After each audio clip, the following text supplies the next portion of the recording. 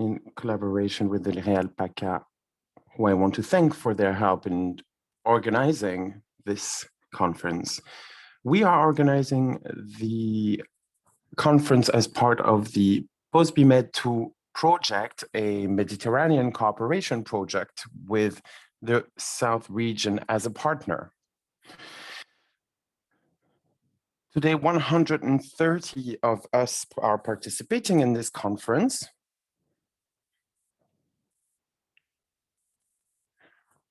"112 people are currently online with us.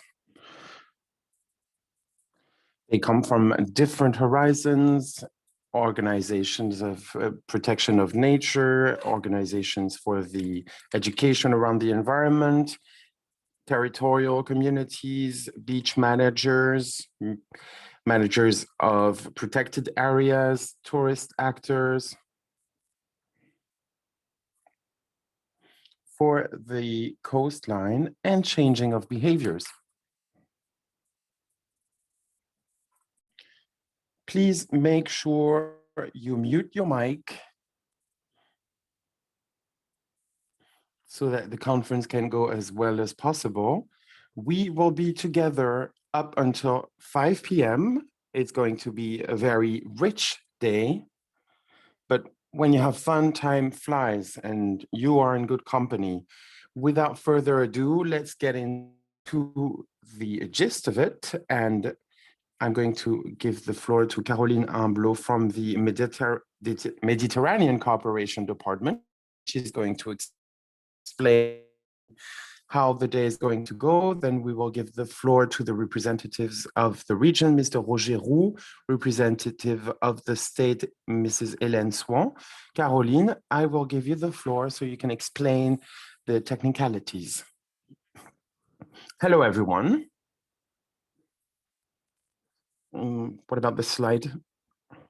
Well, it seems like the surveys are on. Yes. The mood of the day survey, if you want to vote. Best practices for video conferences. Mute your mic when you enter the conference room. On the bottom, you have a logo for interpretation. You can select French or English. If you don't want to be bothered by the sound of the conference, you can mute the original audio.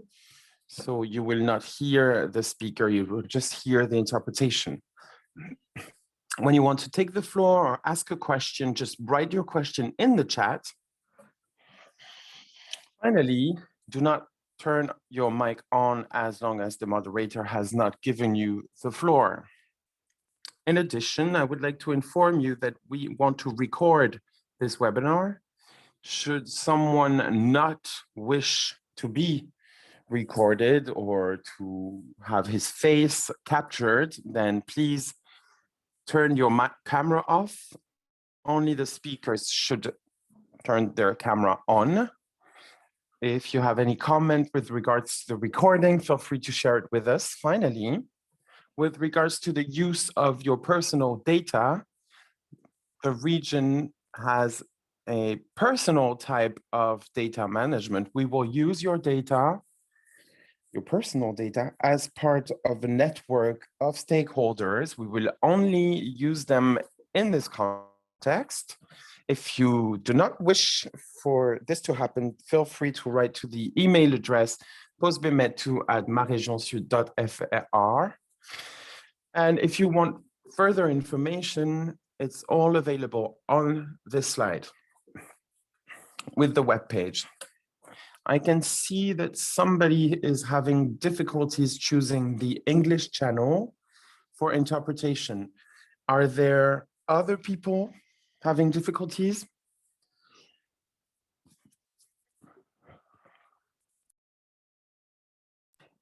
Is the person who was having difficulty choosing English now listening to the English interpretation?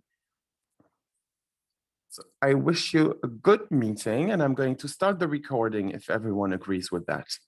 Thank you.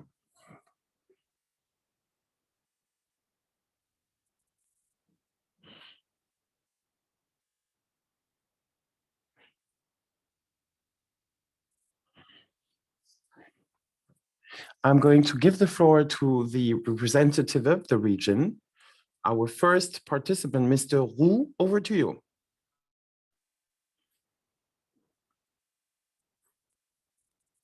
Hello, everyone. Mr. Mayor should join us in a few moments. I'm going to go get him. He was busy for a few minutes. I'm going to get him and come back immediately. Okay, thank you. In the meantime, maybe we could put the welcome survey again, as it was there quite quickly earlier. Throughout the event, you will get some small surveys that can make the day a bit more fun. Of course, we all regret we cannot meet in the flesh. That's also the role of the Mediterranean network. We have more than 40 people who registered, I believe, coming from many different countries, such as, of course, the post-BMed partners, Croatia, Italy, Spain, Cyprus. We also have participants from Tunisia, from Malta, the Netherlands. So that's a great diversity of people coming either from the Mediterranean or elsewhere for the Netherlands around those coastal subjects that are so important. Once again, we hope this day will be participative. Do not hesitate. While, of course, we warm up, webinar is rarely very warm, but do not hesitate to take the floor. I do appreciate that after each speaker, we will have a 5 minutes discussion. So, today's mood, it looks like everything is going well. The mood is sunny with a bit of wind. Maybe that's for the Provence-Alpes-Côte d'Azur people, as we have a good bit of Mistral today, but it's not stormy or rainy, so things should go well. Mr. Roux, over to you. Thank you, Mrs. Houdin. Can everybody hear me? Yes, absolutely. We can hear you, but we cannot really see you. It's very dark. Very dark, okay.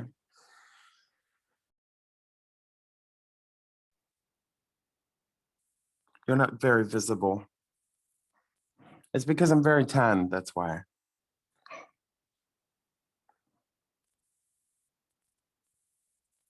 It's better now.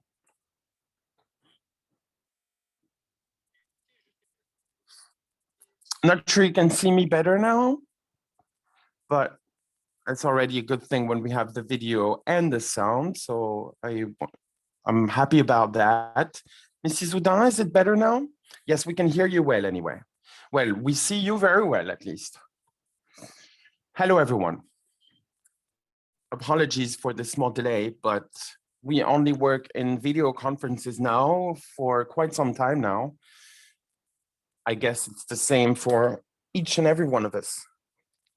We are going to have a good day of reflection. I see that Mrs. Houdin already gave the right tune by welcoming as part of this complicated context. If you allow me, I will get into the topic and remind you that the provisions of the 2019 report alerts us on the impact of climate change, which translate in a sea rising level up to 1 meter by 2100. Now that I've said this, hello?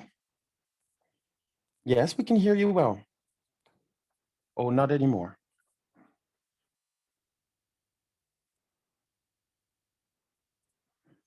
Mr. Hu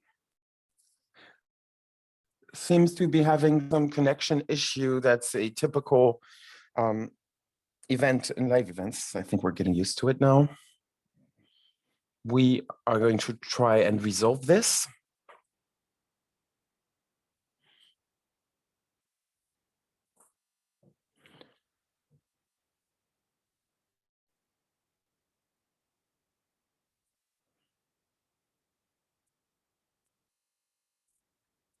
Mr. Roux, can you hear us? So let's move on to the second survey of the day. Why did you register to this conference? We are going to let you answer the small survey.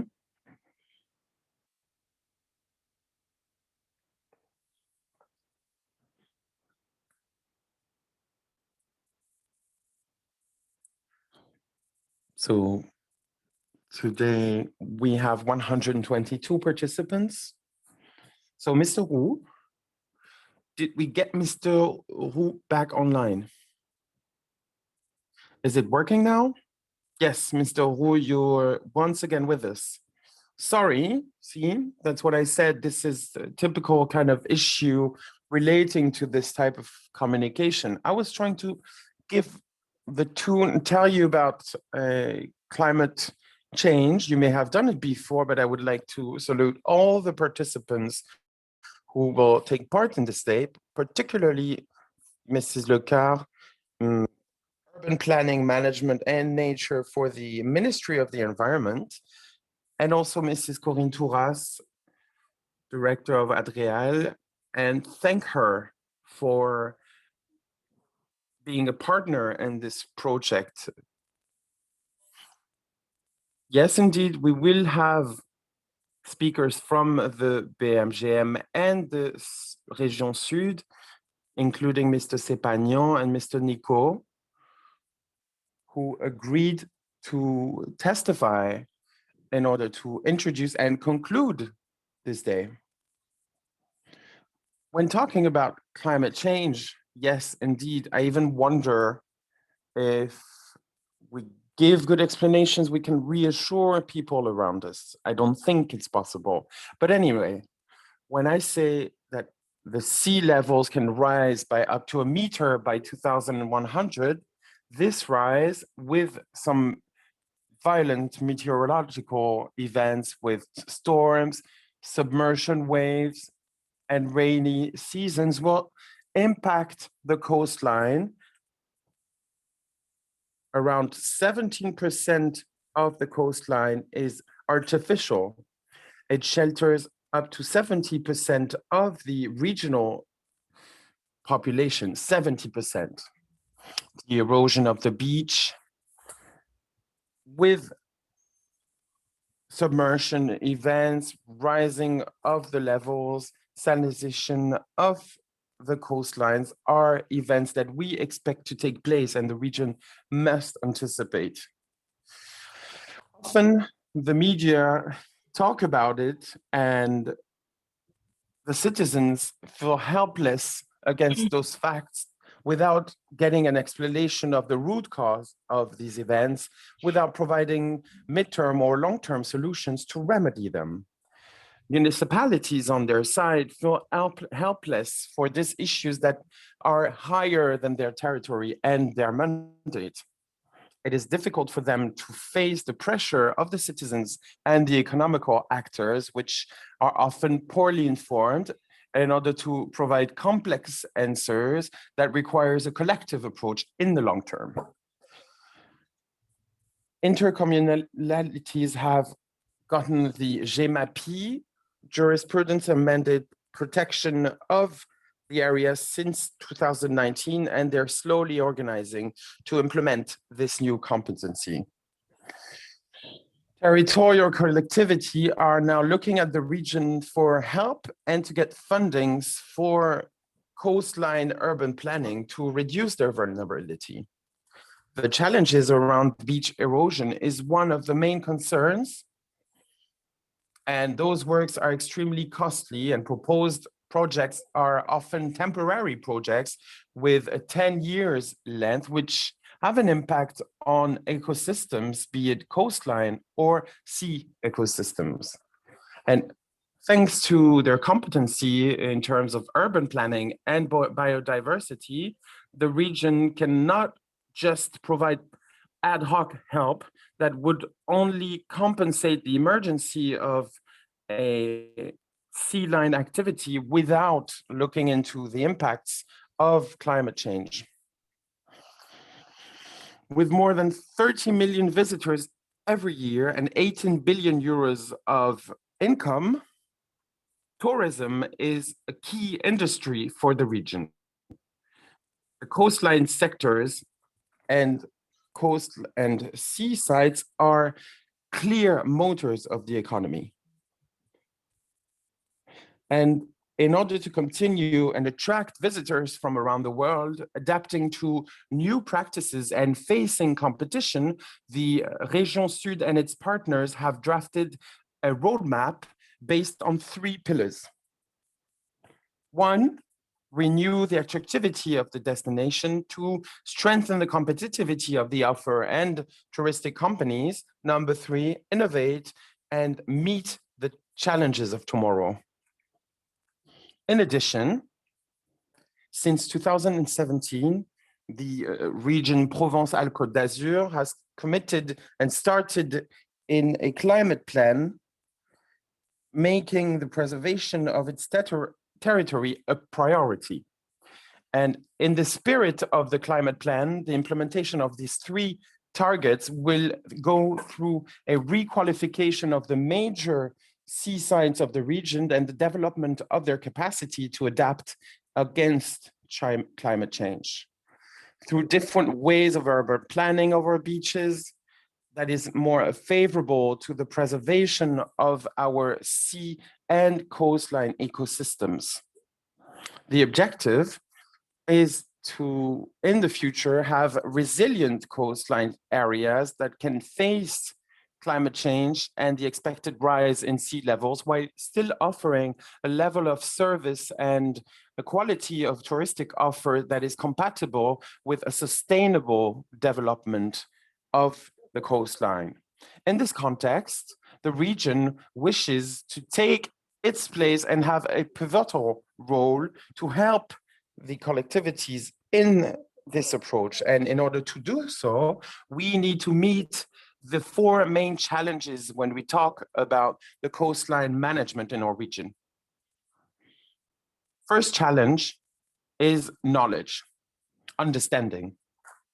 Understanding the phenomenon that take place in the coastline and following their evolution when facing risks. And in order to do so, the region has agreed to co-pilot the Mont Littoral platform with the government, a platform that is absolutely crucial to knowledge building and knowledge sharing around the coastlines in our region. Second challenge is change of practices.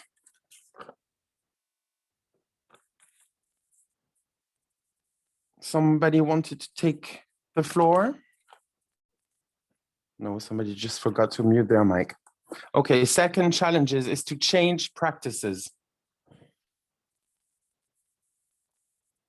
Developing the capacity of local actors and a change in urban planning in the coastline of our region, which is already very much artificial, through the implementation of solutions based on nature and re-naturalization of the coastline.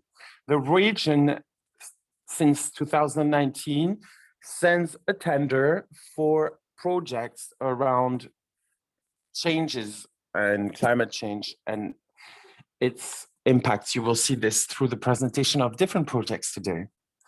Third challenge is social acceptability and information. So communication, raising awareness, educating, training, and informing all the stakeholders of the coastline, elected representatives, tourists, and economical actors, inhabitants. We need to raise awareness about the challenges of tomorrow and the existing solutions. We need to work on social acceptability and information of the public and upskilling of the stakeholders in the coastline around a major topic around what will their habitat will become. The region is lucky enough to have a network of professional educational actors who are all experts of sea and coastline areas. We work closely together through the Calypso device aimed at the lycée students in our region that will be presented this afternoon. And to this end, as part of the European cooperation project Euro-Méditerranéen Post-Med 2, we are going to develop new ways to raise awareness for beach users, relying on the nudge theory, reaching out to behavioral science. I will not give you the translation of nudge. I believe everyone knows, or at least looked into it. It's basically a nudge in French, coup de pouce. That would be the French translation. And finally, the fourth challenge, which is to redefine local strategies, basically planning. This challenge around local strategies should frame the other three challenges: supporting territories and drafting roadmaps and action plans at the right scale. Communities, municipalities, but also in terms of short, mid, and long-term timeline. The Région Sud has decided to support collectivities financially and technically in order to anticipate and plan midterm works. For instance, La Ciotat is the first collectivity to benefit this help after the tender we launched last year. The state defines a national strategy for the coastline management and has for several years. It started in 2012. This document sets a framework and also the motto, and the different actions of the Région Sud are very much part of these guidelines. The state is working on drafting a new legislative framework, clarifying the expectation against the different actors, which will be clarified at the end of this day. Finally, to meet those challenges, the region mobilizes its policies and yearly budgets in partnership with local actors. But the region has also decided to reach out to the European Union for help and to participate in the Interreg Med for the 2014-2020 cooperation. The objective is to preserve and value natural and cultural resources in the Mediterranean with a project called Post-Med 2 Posidonia. You noticed my great sudden English accent now. This project from November 2019 to June 2022 aims at supporting collectivities in managing Posidonia banquettes. The point is to have a more sustainable touristic approach, minimizing the human impact on the coastline in general and on Posidonia specifically. The project, 2.7 million euros, including 430,000 euros for the region, is funded by the European Union at 87%, and gathers several countries from 6 countries in the Mediterranean in 4 regions: Greece, Macedonia, Italy, Sardinia, Balears, France, Région Sud, Cyprus, and Croatia. And I would like now to thank the Mediterranean partners, including the Sardinia region and the Balearics, who take place today and take the floor. We also have Croatian and Cyprus partners as part of the participants. Adrialpaca is also an associated partner of the Post-Med 2 project, which I presented in my introduction. Preserving Posidonia banquettes in our beaches is crucial for the regional economy. These are solutions for the future to help the coastline adapt to climate change. It's also defending the Mediterranean character of our region for priority given to authentic over artificial and recognizing the immense value of a unique common good. Our Posidonia oceanica an endemic species of the Mediterranean, is a symbol of our regional identity. Let's preserve it when alive, but also when dead on our beaches in the form of a banquette. This is what the maintenance of our beaches depend on. Let me take this moment with our experience in Beaulieu-sur-Mer, where for quite a few years now, and I'm going to be very humble, I don't want to say that we were precursors, but we want to be a pilot site. And I want to thank the regional services for supporting us in that sense. And we have decided on one of our beaches for a few years now, the Petite Afrique beach. Of course, there is this artificial aspect. This is the Côte d'Azur. This is our coastline. And every year we must anticipate in preparing our beaches. And when I say preparing the beach, it's almost contradictory with what I just said up to now. However, we have found a balance now for a few years, and it's only starting now,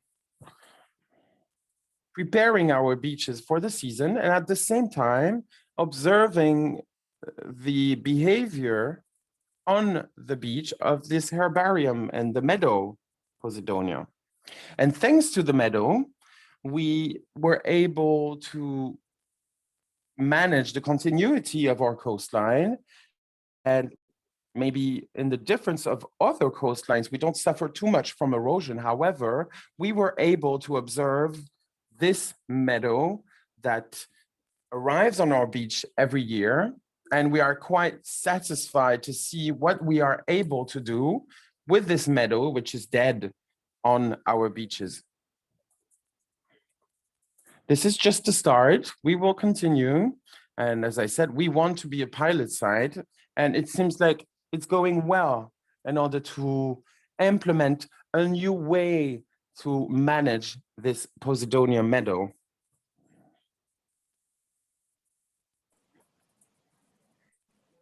I just wanted to share this with you.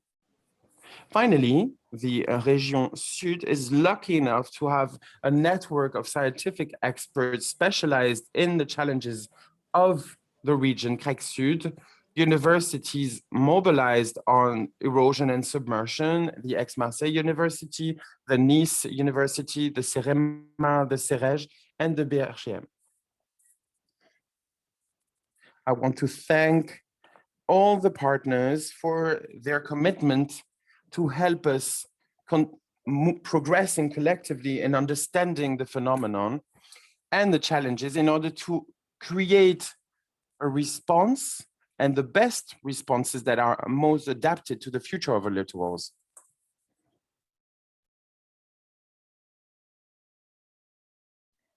We need both local, national and Mediterranean responses. We need to pull together all of our knowledge and our skill sets. And it's thanks to this that we'll collectively be able to protect not only our beaches, but also our coastal waters, our coastal areas, which are so remarkable in the Mediterranean. The region would like today to stand side by side with you, with all of the different actors of the coast, so that we can facilitate collective intelligence, so that we can play a role that is not only a federating role, but also a driver of supporting change.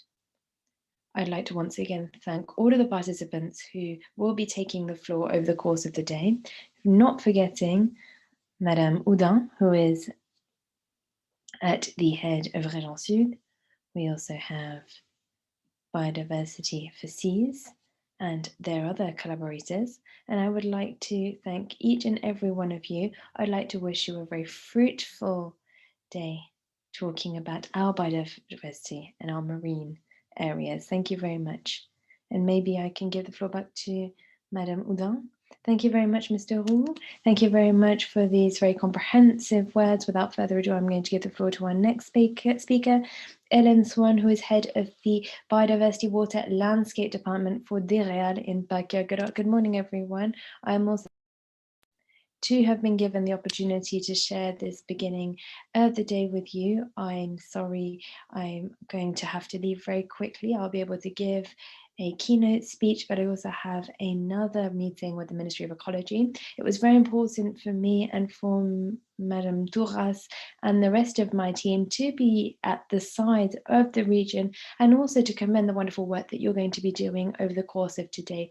The subject is of paramount importance, not only for us, but for all of the different actors and the citizens of the Mediterranean and of the different regions. We have been reminded of the context, we're having rising sea levels, and this is also being juxtaposed with negative impacts of climate change. We have different hydro-sedimentary soils that are being changed, be this naturally or because of forced changes. And we have different things that come into stake that are linked to these changes, be they changes because of human activity, economic changes, but also environmental issues that we've mentioned. All of these need to be taken into consideration, not only on the Côte d'Azur, but also in the Mediterranean region. How do we overcome these different challenges? We need to really step up to the mark. We need to understand how we can better manage our coastlines in an integrated fashion. This is easier said than done, but it is something that we need to be able to overcome together as a region. What does this mean? This means that we need to be able to define sustainable and balanced approaches for coastal territories.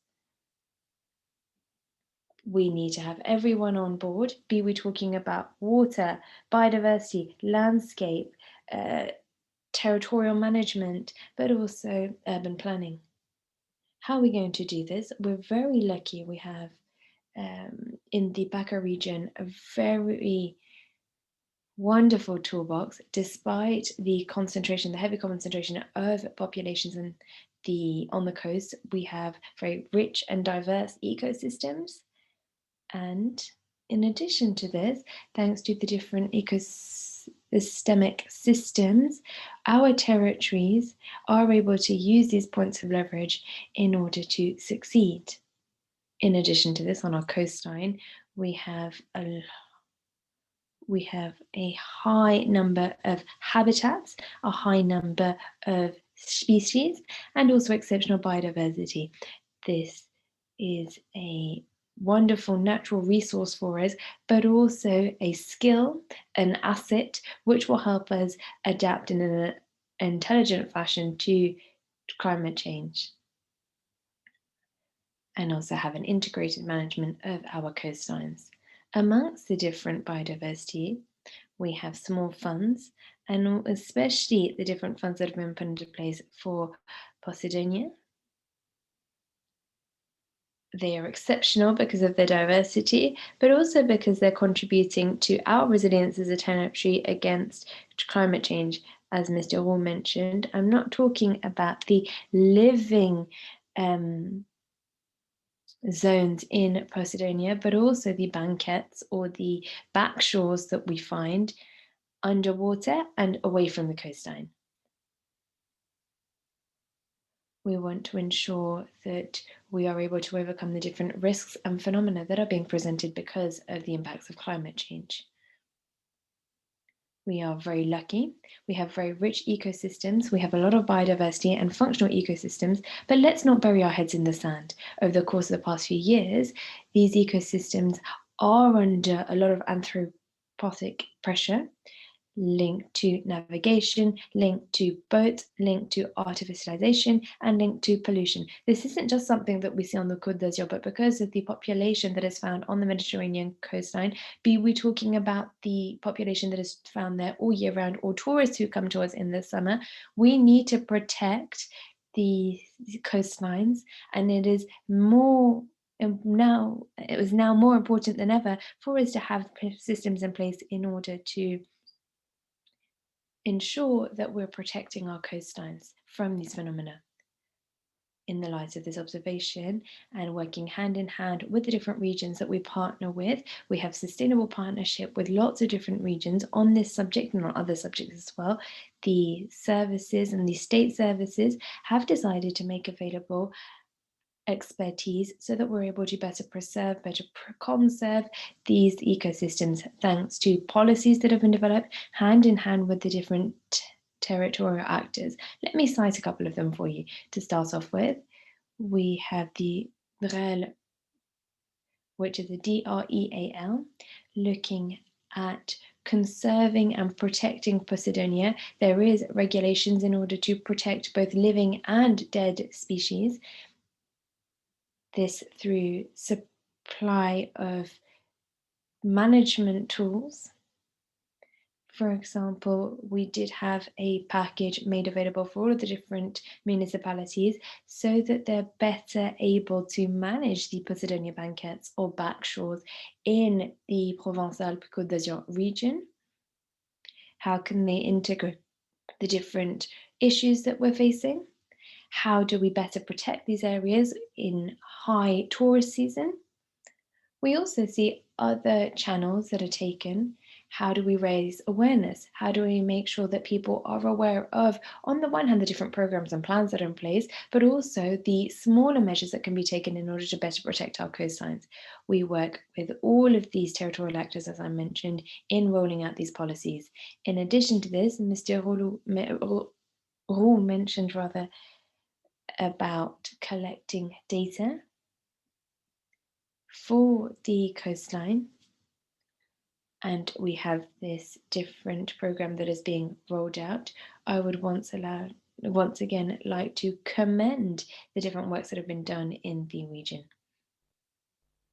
We're also contributing to rolling out the national strategy to protect water and coastlines, and we are supporting its implementation with different actors. When we have different townships and cities putting forward urban planning requests, we try and support them and we try and advise them to ensure that we are protecting our straits and that we're also protecting our coastlines. We don't want to hinder nature because we know that this doesn't work. And to conclude, on a national level, we have a current issue within the Parliament through the draft bill Climate and Resilience in France. We are hoping to better the situation of coastlines in the face of climate change. This is something that will be debated and reviewed. There will be a presentation at the end of the day by my colleague Fabienne Roica from the Ministry of Ecological Transition. She will be giving a presentation about the different measures and provisions that will be put forward to better protect our coastlines in the light of climate change. I would like to reiterate to conclude the fact that preserving the dynamic of our coastlines, the functioning of ecosystems, and also the banquettes of Posidonia or the backshores of Posidonia, this is very important for us, not only in our region, but across the whole Mediterranean.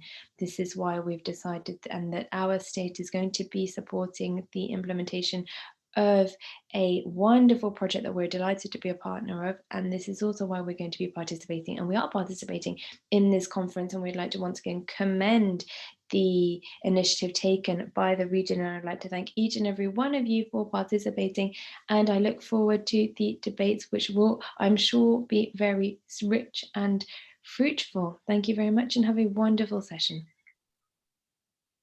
Thank you very much, Ms. Swan. Thank you very much for this introduction. I think that you have really set the stage. You've spoken about the different issues in the Provence-Alpes-Côte region, how we need to better protect our coastal and our marine ecosystems, and that is not just something that you find in the south of France, but across the region. I would now suggest that we go straight to our first presentation. It's a very quick presentation. I think that Mr. Roux spent a lot of time speaking about this, but we have chosen to present our conference in terms of 4 different challenges. What are the 4 different challenges? They'll be split up across the day, so 4 different parts. This morning, our first part from 9:30 and 12:30, We will start up again between 2 and 5. For this morning now, we'll be talking about challenges linked to knowledge. How can we better protect? Because in order to protect, we need to know, and in order to know, we need to understand, and to understand, we need to study. Therefore, we will have scientific and expert presentations this morning, looking at the different monitoring projects, how we can better protect and manage our beaches. We are going to be continuing following our first challenge, knowledge, with a second challenge. How can we change management practices? How can we support those who are managing beaches so that they better manage them, better manage the Posidonia banquettes or back shores? We will then have a lunch break, a well-deserved lunch break between 12:30 and 2 o'clock. For those of you who want, you can sign back on at 1:30 and you'll be able to participate in a demonstration. It's a tool that will be unveiled. It is called Eco-Attitude. It is a quiz looking at a tool that has been proposed by the intercommunity of the Gulf de Saint-Tropez.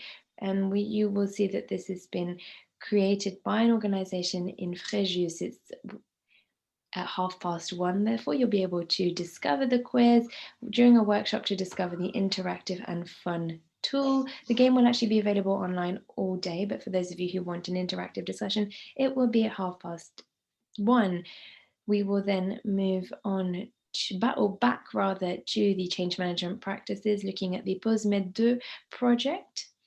Following this, we will look at challenges number 3. These are linked to stakeholders awareness raising, and we will look at how we can change the behaviors of those who are using our beaches, and that will take us right up until just before 4 p.m. We will have a quick coffee break before tackling our last challenge, challenge 4, which will be the necessity to anticipate different strategies and how can we plan for the future in our coastal territories, looking at coastline management strategies. We will then have a conclusion. We will be giving the floor to Grec Sud. We are delighted to have our local IPCC. We've got Antoine Nico, who will be putting these challenges into perspective regarding the impact of climate change on the coastline in the PACA region, but also the importance for us to look at how climate change is impacting the whole of our coastlines. Without further ado, let's really get into the heart of the matter.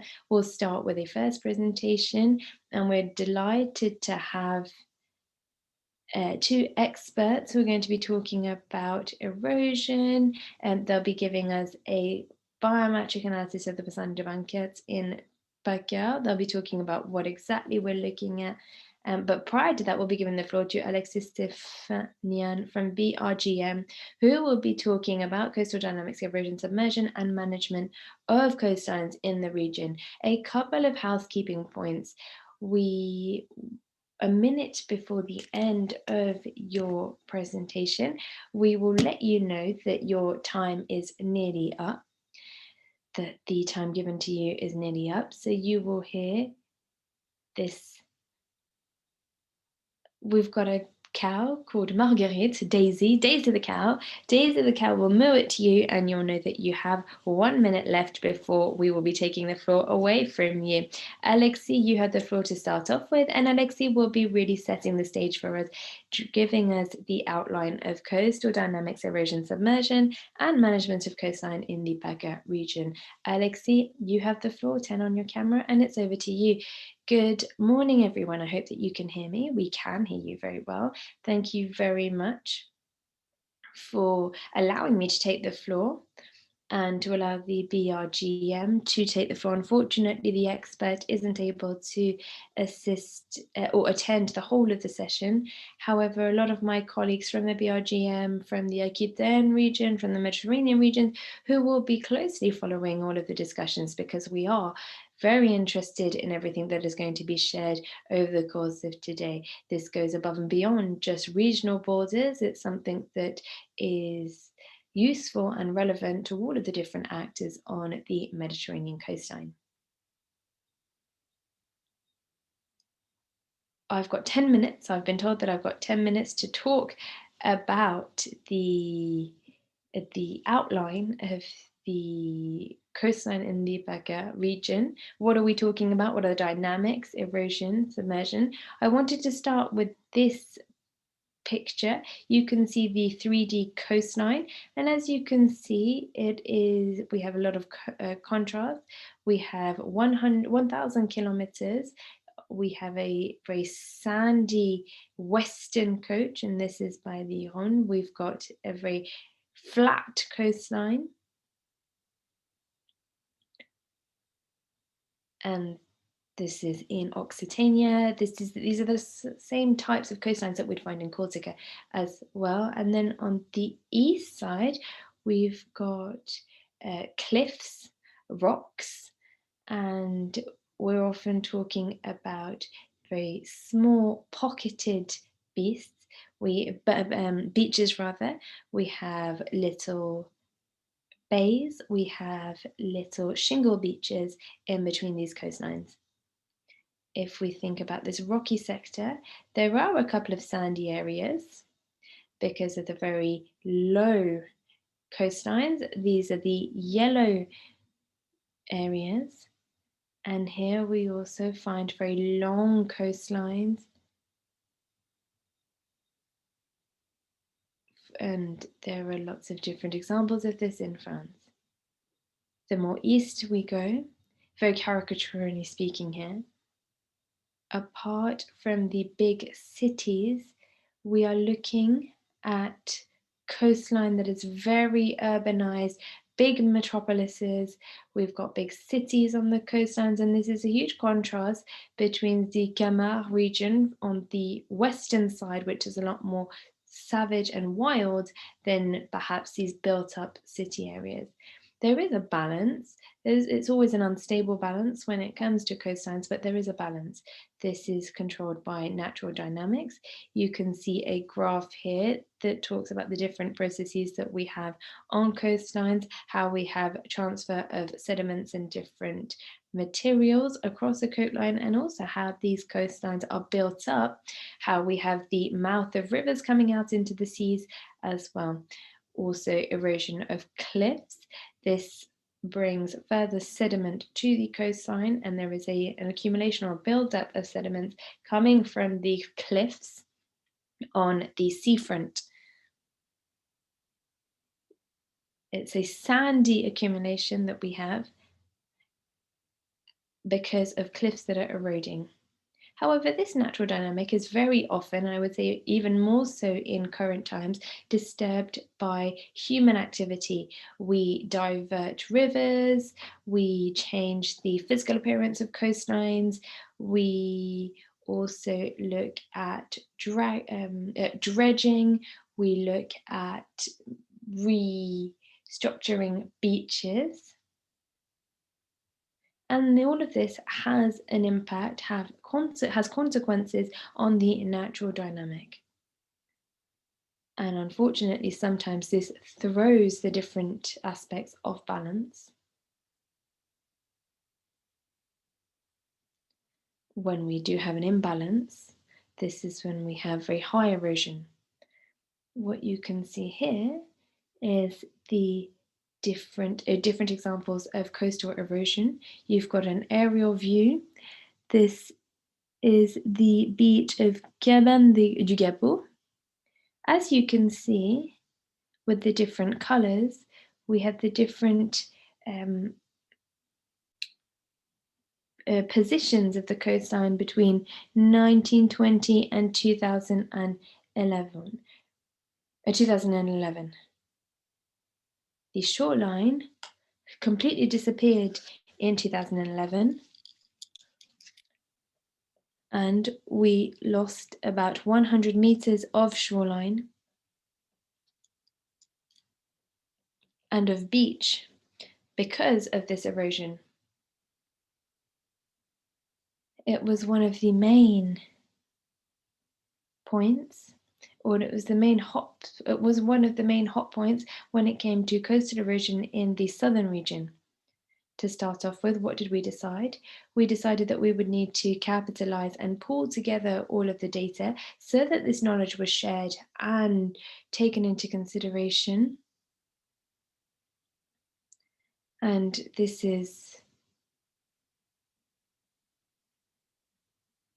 allowed us to acquire data, but also capitalize and share data. We put into place different platforms, for example, Mont Littoral for the southern France region. And we have other conservatories or observatories that have been put into place, grouping together data coming from beaches and coastline across the regions. And I think that this platform is actually going to be shared with you later on in the day. For the South region, there are measures that have been taken in order to protect these shorelines. There isn't a one-size-fits-all. It's a shared will to want to aggregate all of this data, but actually the way in which we can take things on can be very different and differ from one region to another. Cliffs as well, I mentioned the fact that there are cliffs on the shorefront that also contribute and are eroded. We've got very weak erosion, for example, which means that the speed of erosion is quite short. However, erosion is irreversible, which means that once a part of a cliff breaks away, there's no sticking this part of the cliff back onto the cliff. So even though it's a very long process, it is an irreversible process. And we can really see that because of the fact that we have blocks of the cliffs falling off, the shoreline is the coastline once again is receding. I would say that a lot of the communes on the coast are impacted by this. You can see the big red blocks, and the red dots are specific sites where we're seeing a high level of cliff erosion.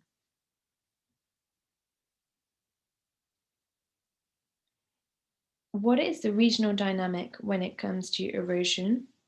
There was a first European project that saw the light of day, Erosion, in 2004. It was the first time that we were taking stock of the situation of coastlines across Europe. This is a macro image from 2004. We've actually been able to better our techniques since 2004. In 2015, CEREMA actually carried out a national index for coastal erosion. This is a relatively old, actually, aerial view of the coastline coming from 2015. I think that actually now we have higher knowledge and in-depth knowledge of what's going on, not only on the Bouches-du-Rhône, so the mouth of the Rhône River, but also across the Côte d'Azur. Once again, there are variables between the different coastal systems. Sometimes we have open beaches, sometimes we have these bays or pocket beaches, as I mentioned earlier. If we were to take the example, it's a very well-known example, it's Camargue. You, I'm sure, have seen this before. This is at the mouth of the Rhône River. The sediments actually are spread out across all of the different coastlines. You can see the cells. We actually have mentioned this in former presentations, and we have sedimentary shorelines. They're built up naturally, and they're also checked by waves, and waves keep them in check, rather. This is being eroded. Not everywhere.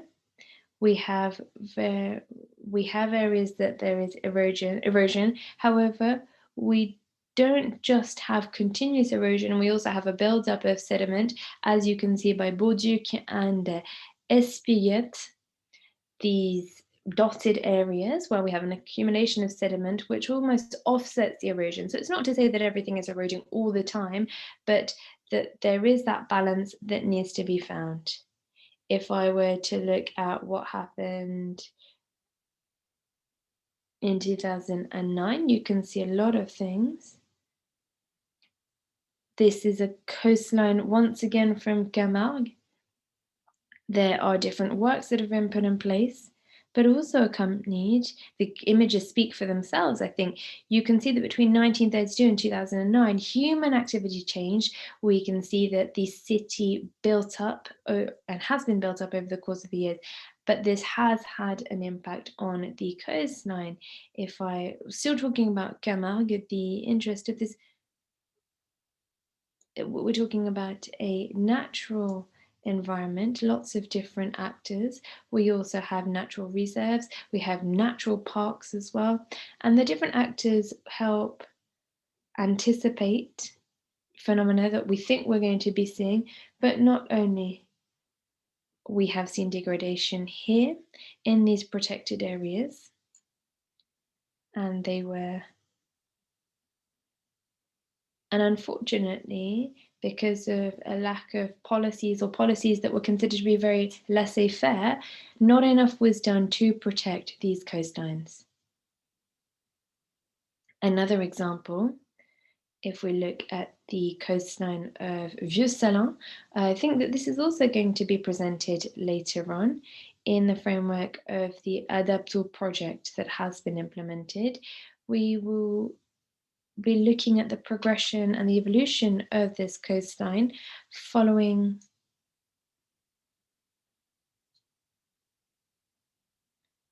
another project that was implemented. The interpreter apologizes, she cannot hear the speaker. We have been working, or a few years ago rather, we worked with a union in the Mediterranean in order to map out the coastline.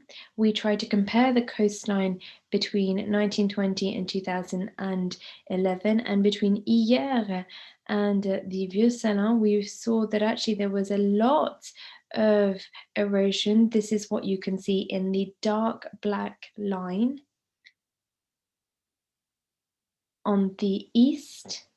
And then if we move to the west now, with the port, we can see that there is a transit of sand, and erosion was more so due to the fact that sand was being deposited on this strait.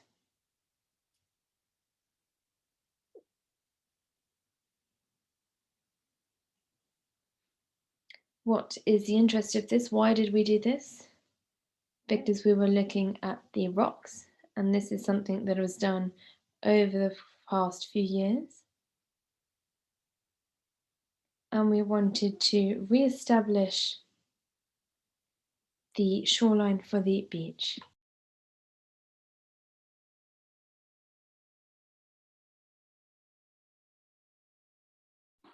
With regards to the pockets,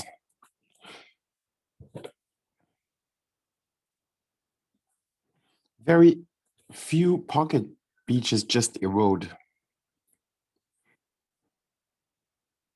The sand in transit on both sides, depending on the currents and the storms, but ultimately we mainly observed that the systems are quite stable over time.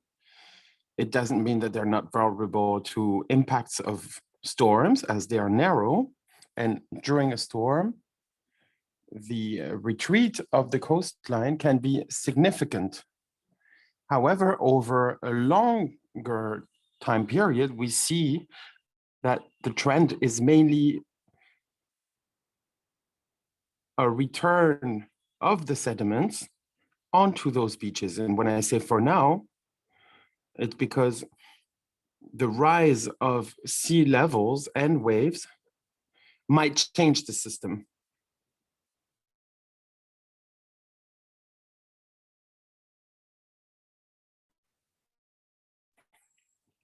In case of marine submersion, there are a lot of works, a lot of mapping works are present in the regional coastline. I will just provide the details quickly on the evolution of Camargue. Here is a storm now and a storm 30 years old, one from 100 years ago. Here are the consequences that this might have now. And now in 2100, these are the consequences that a storm could have with the rising of sea levels. So we can see significant worsening of the consequences management of the coastline. I just want to say quickly that in the Sud region, we have done a lot of testing. There are techniques of management of erosion through taking the rocks out.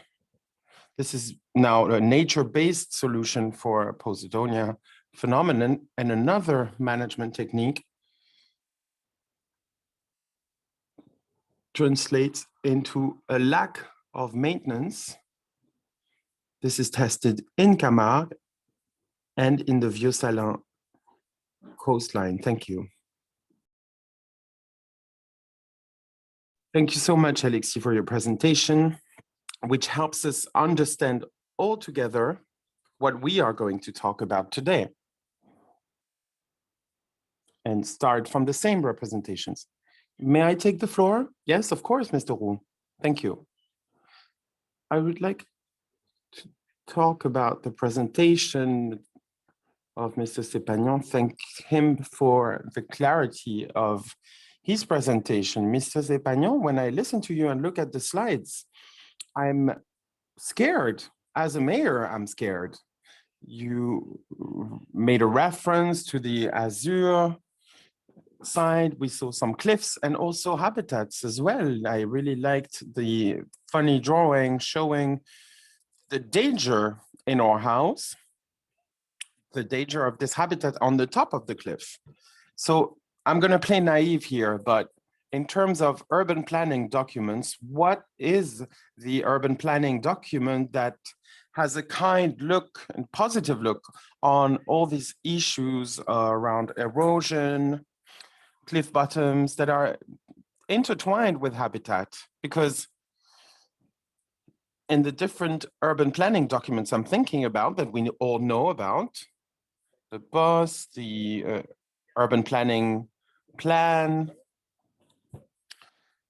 I'm not taking too many risks when I say that I saw no written document around this. If we reference the GMAPI, for instance, it's another issue. So I was wondering, since today we are trying to change behaviors, we have not reached the implementation of the nudge yet. That is clear to me. However, I would like to know if the regulation in terms of urban planning supports what we are talking about today.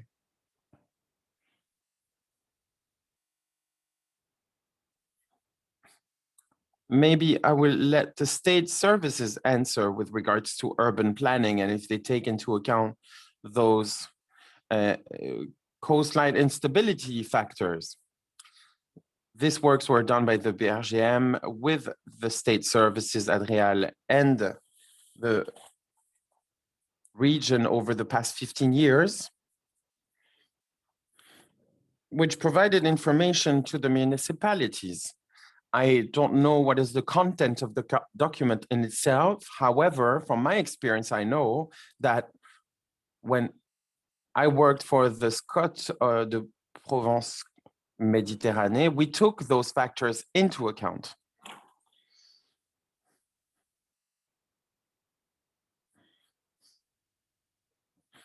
Would the state services like to add anything to Mr. Roux's answer?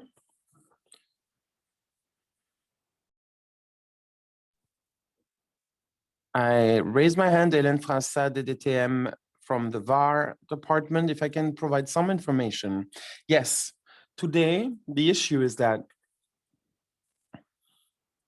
the erosion submersion risks are not taken into account very much in urban planning documents for the collectivities.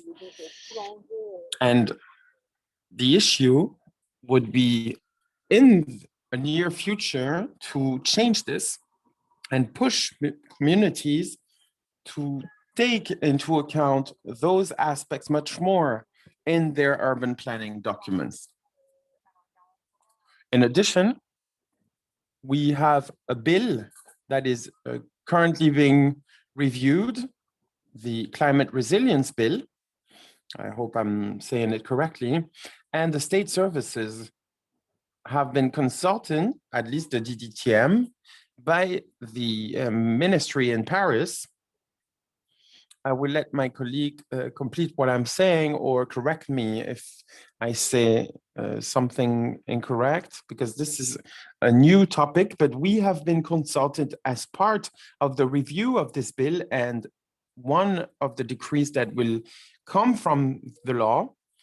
The goal is to make a list of coastal municipalities that face erosion risks, and they will have a regulatory obligation to take these submersion and erosion risks in their urban planning documents. This is an ongoing work, and the objective of this bill is to progress much more on the urban planning aspect for those erosion and submersion issues, including the rise of sea levels. So at the highest level, these reflections are ongoing, and the state services participate thanks to their knowledge of local territories. Thank you for those clarifications. Thank you, Mr. Sepagnon, and thanks for reminding us that we are here as part of the knowledge building and awareness raising. That's what we see in the planning of our ports, for instance. That's what I know about anyway.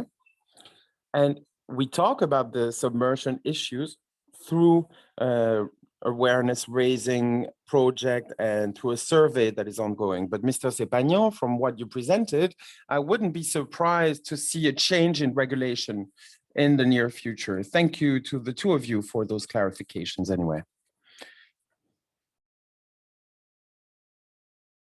Thank you very much. I suggest now we move on to the challenge number 1 around knowledge. I'm now going to share my screen.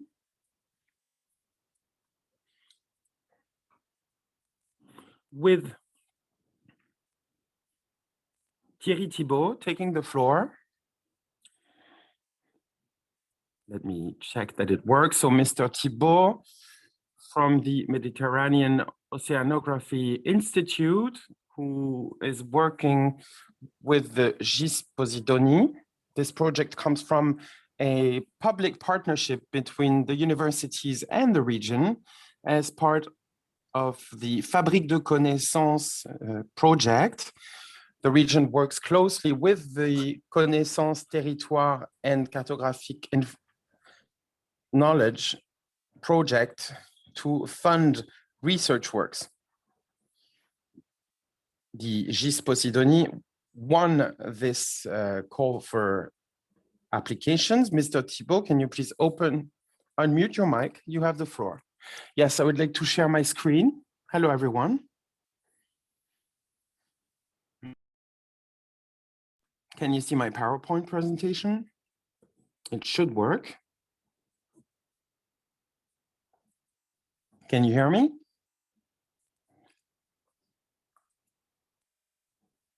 Thank you, Stephanie. Hello, everyone.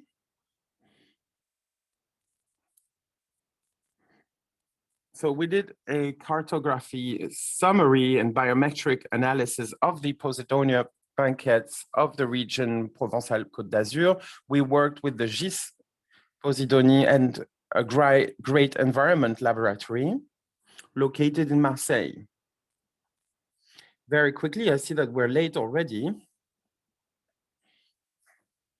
Our project includes fundamental research, management, and education. That was a request from the region to include students in this project, Master 1 and Master 2, who I manage from the Sea Sciences in Marseille. The objective of the study is, first of all, to create a mapping summary of Posidonia banquettes in the region. Secondly, to analyze management practices of 64 coastline municipalities. These are my 2 tasks, myself and my students.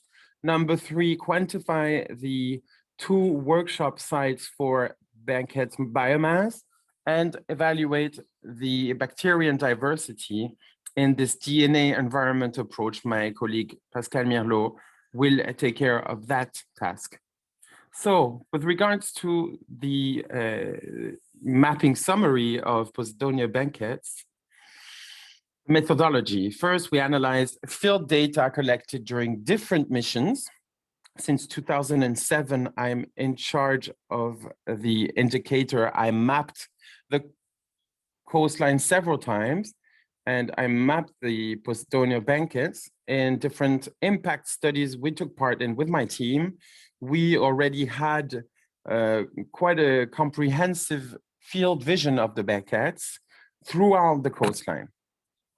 This was completed by analysis of air photos from IGN and also from Google Earth. This was done by Master 2 students. I sent my students onto the coastline. Unfortunately, COVID made it a bit more complex, but I sent them so that they could take pictures of as many beaches as possible throughout the coastline. And of course, we completed with the available data. This will be analyzed. That was done by Françoise Loquès, by the Adrial Paca. And these very comprehensive works will give us a more comprehensive vision of the evolution of beach management and practices over time. We work with SIG.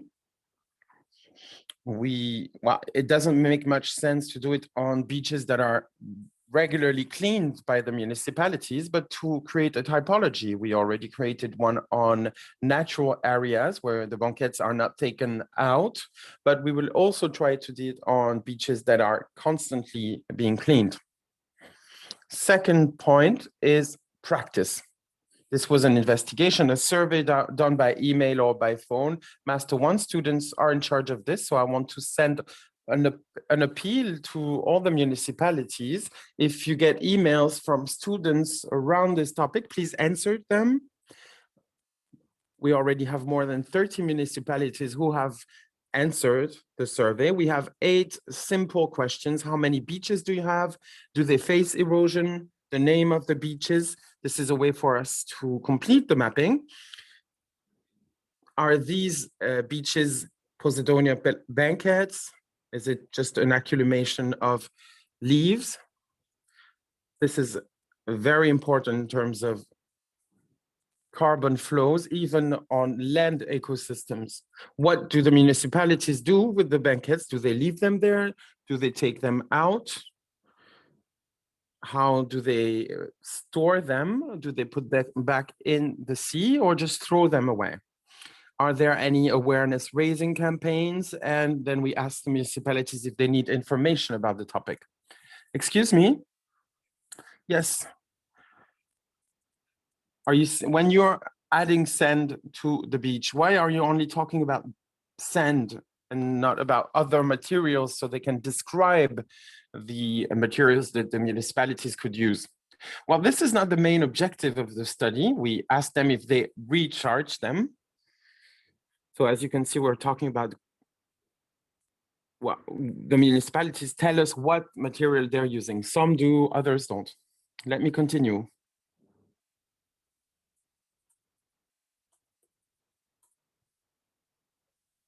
Third item. Excuse me?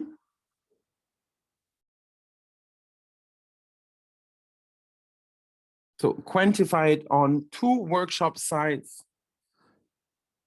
The typology, so we chose the Camargue Bay. We have some nice accumulation of Posidonia banquettes. Some places are never cleaned, others are cleaned for the season. So we are using a 3D modelization technique, as you can see with the Buddha picture. You take hundreds of pictures and you can recreate something in 3D where you can calculate volumes. This is a method that is more and more used in terms of environment management, and it's quite promising in order to assess the volume of a banquette. This is the site in Saint-Tropez. This is a sailing school for those who know it. Then we take pictures with a drone. We also take field photos. We have in situ measures. Then we calibrate it to assess the volume. We look at the biomass as well to see what is the share of organic material compared to sand or other materials.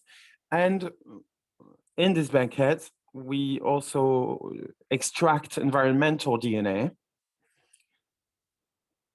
in order to review the biological diversity in terms of bacteria. I want to say it again. This is called necromass. This is not just dead leaves. This is very important in terms of carbon flows inland and at sea, and they shelter a huge diversity of species that should not be neglected. That's it. I think I stuck to the allocated 8 minutes. Do you have questions? Thank you very much. So we are slightly late, so I suggest that we keep all the questions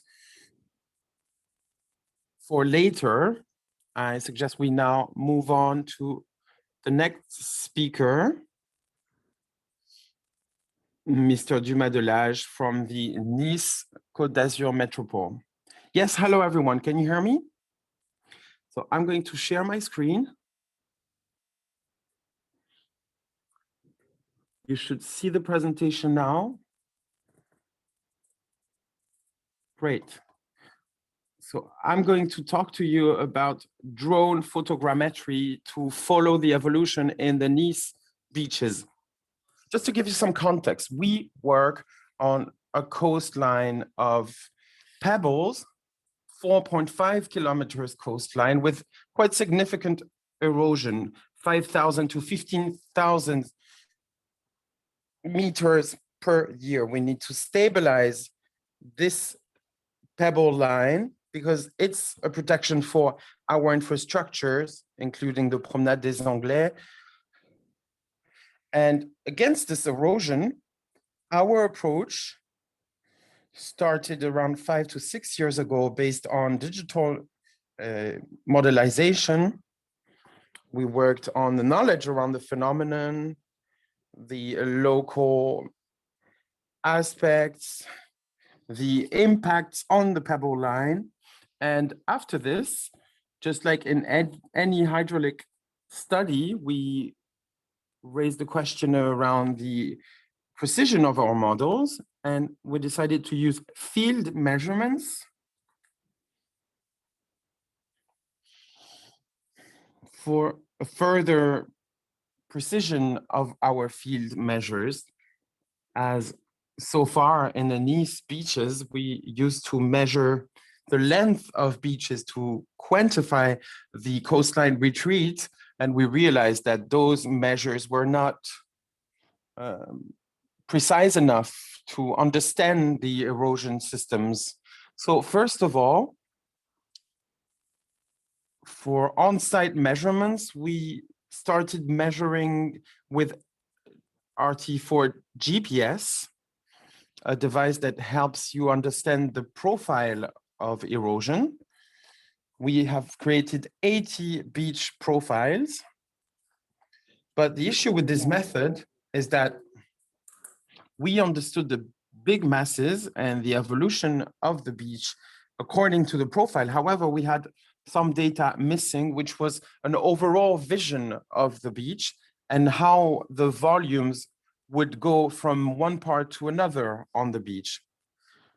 This is why we got interested in drone photogrammetry. As you saw earlier, this is based on many pictures taken from different angles to rebuild the volume applied to a 3D model. This methodology can be used on very large surfaces thanks to the drones. You can do it with other devices than drones. You can do it with a plane. There are different types of supports to implement photogrammetry. We worked with drones because it's a simple method. We have been doing it for 4 years now. We have several types of drones.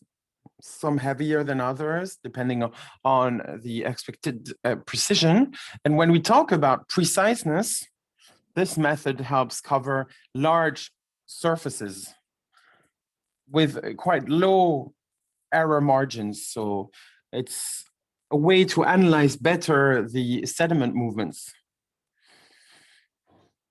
Sometimes we reach levels of 5 to 6 centimeters accuracy levels. And at height, we even get lower than 1 centimeter accuracy. This, of course, depends on the methodology for the campaign, but all you need is a drone, a flight plan that is well defined, and then you only have to implement topology points to calibrate the model and correctly georeference it. This is it for the methodology. Now, just to show you some results, so you can see how in the Métropole Nice-Côte d'Azur we work. On this slide, you can see here 2 pictures showing the state of the beach before a small meteorological episode. In green, you can see the non-textured model, and on top, the textured model. In the second picture below, the blue model, you can see what happens after the episode. So this goes back to the introduction that was done earlier. We can quite accurately observe the interactions between the beach, the entry, and other elements. And then thanks to the observation, there are calculations of models before and after the storm, which helps us understand the movement of sediments that took place during the event. In this example, there was a certain area that, yes, had significant erosion, but also significant accretion where a lot of sediments were deposited.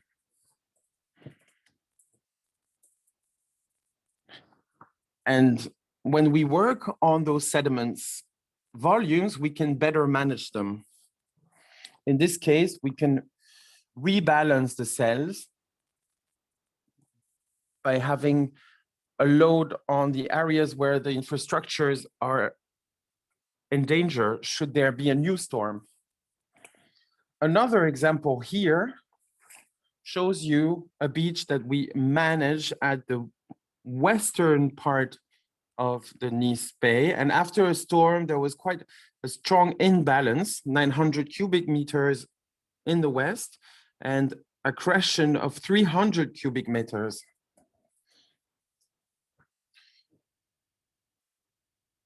This was developed because we have rocks that block these sediment transfers, which helps us better manage the cell because the sediment movements happen on a shorter distance.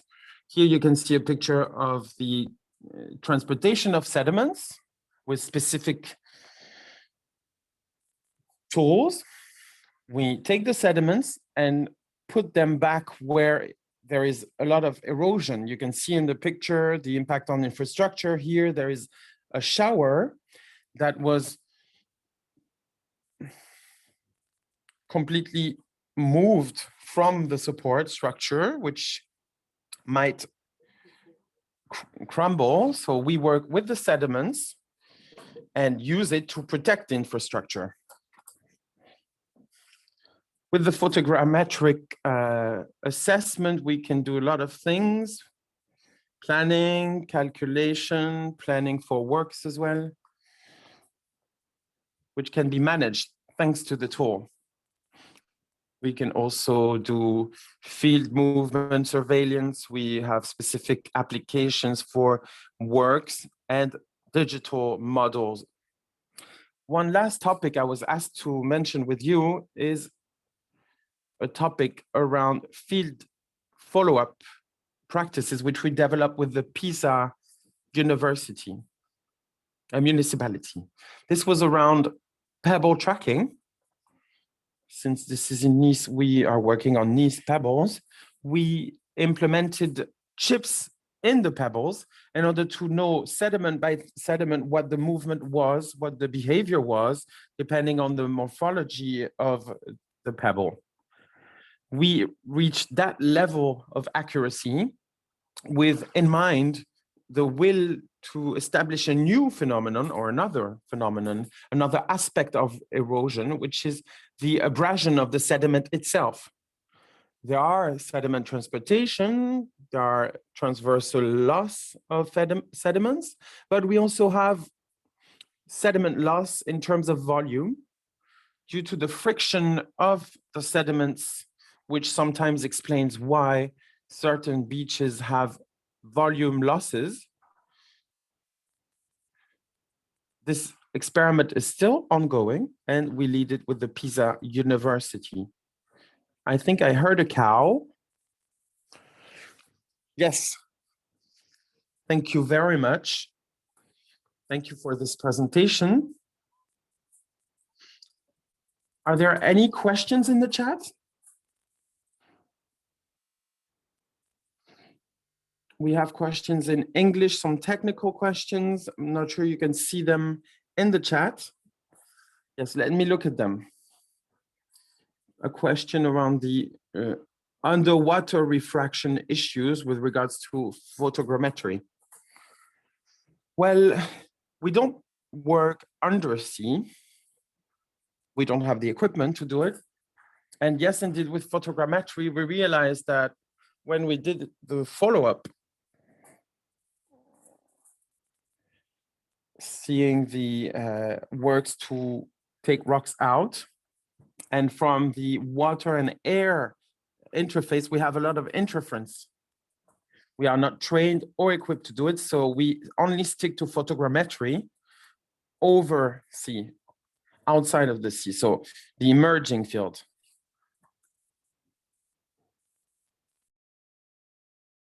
Thank you very much. Do you use any software? Is there any specific software that you use? Sorry, I didn't understand. We use PhotoScan. It's a photo, unfortunately, it isn't open source. It's not free. You have to pay for it. It's a paid for service, but it's very simple to use and I'd recommend it. PhotoScan. Mr. Thibault as well. We have another question. How do you evaluate and how do you assess volume? It's very difficult for us to differentiate between the two. For waste, we're not talking about human waste. We're not talking about public waste.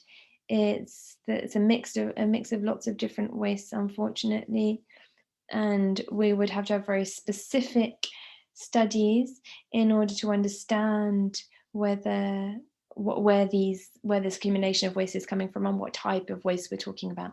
If I may just jump in here very quickly, I know that in Bordeaux, they have a system. They have people that go onto the beach and clean for micro waste as well. Yes, but we're talking about huge volumes of waste here. It would be feasible, and it is something that they do, yes.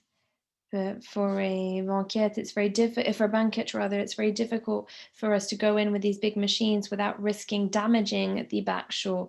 We don't want to just break down all of these banquettes. We want to protect them too. We just maybe have one last question. What are the first results linked to the different pebbles? I haven't seen the question. What are the results when it comes to tracking pebbles? Unfortunately, it was an experiment and we had to stop the experiment very quickly because of external factors. We tried to follow up over the course of 72 hours, and the short-term follow-up, we've got all the results. That went very well. We were able to trace where the different pebbles and the shingles were going. However, we're actually working on a publication at the moment, but unfortunately what we are mixing is the abrasion for long-term follow-up. We haven't been able to, what we wanted to do is be able to recover them 6 months later and see how much they've lost, but we haven't, in terms of volume, but we haven't been able to do that. But for transport of sediment, it was very easy for us to find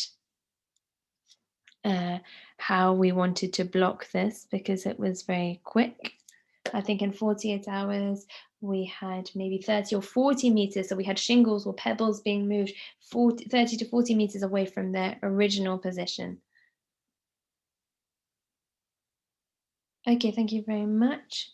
We have other questions as well in the chat that I can see, but unfortunately we are running extremely late. What I can suggest to you is that for the speakers, maybe you can start looking at the questions in the chat and you can maybe type your answers back to the questions. We've also got, in the framework of this conference, we asked you at the beginning of the conference to accept or not. If you could be mentioned in the list of participants. The purpose of this was to be able to continue with our discussions downstream so that everyone has different potential project partners, and you'll be able to share questions that you may have in the future. But without further ado, I think we need to get to the next presentation. We're going to be giving the floor to Céline Tremal from CEREMA. Thank you very much. Thank you very much to Stephanie. Thank you for giving me the floor once again so that I can be talking about the recent activities that have undertaken by CEREMA in order to improve knowledge of the coastline. I will try and be as quick as possible to not take up too much time. I'm going to be presenting 3 different types of action that we have at the moment. It is just a summary. It's not everything that CEREMA does on the coastline, but to start off with, we publish different documents looking at the dynamics and evolutions of the coastline. In addition to this, we develop different tools.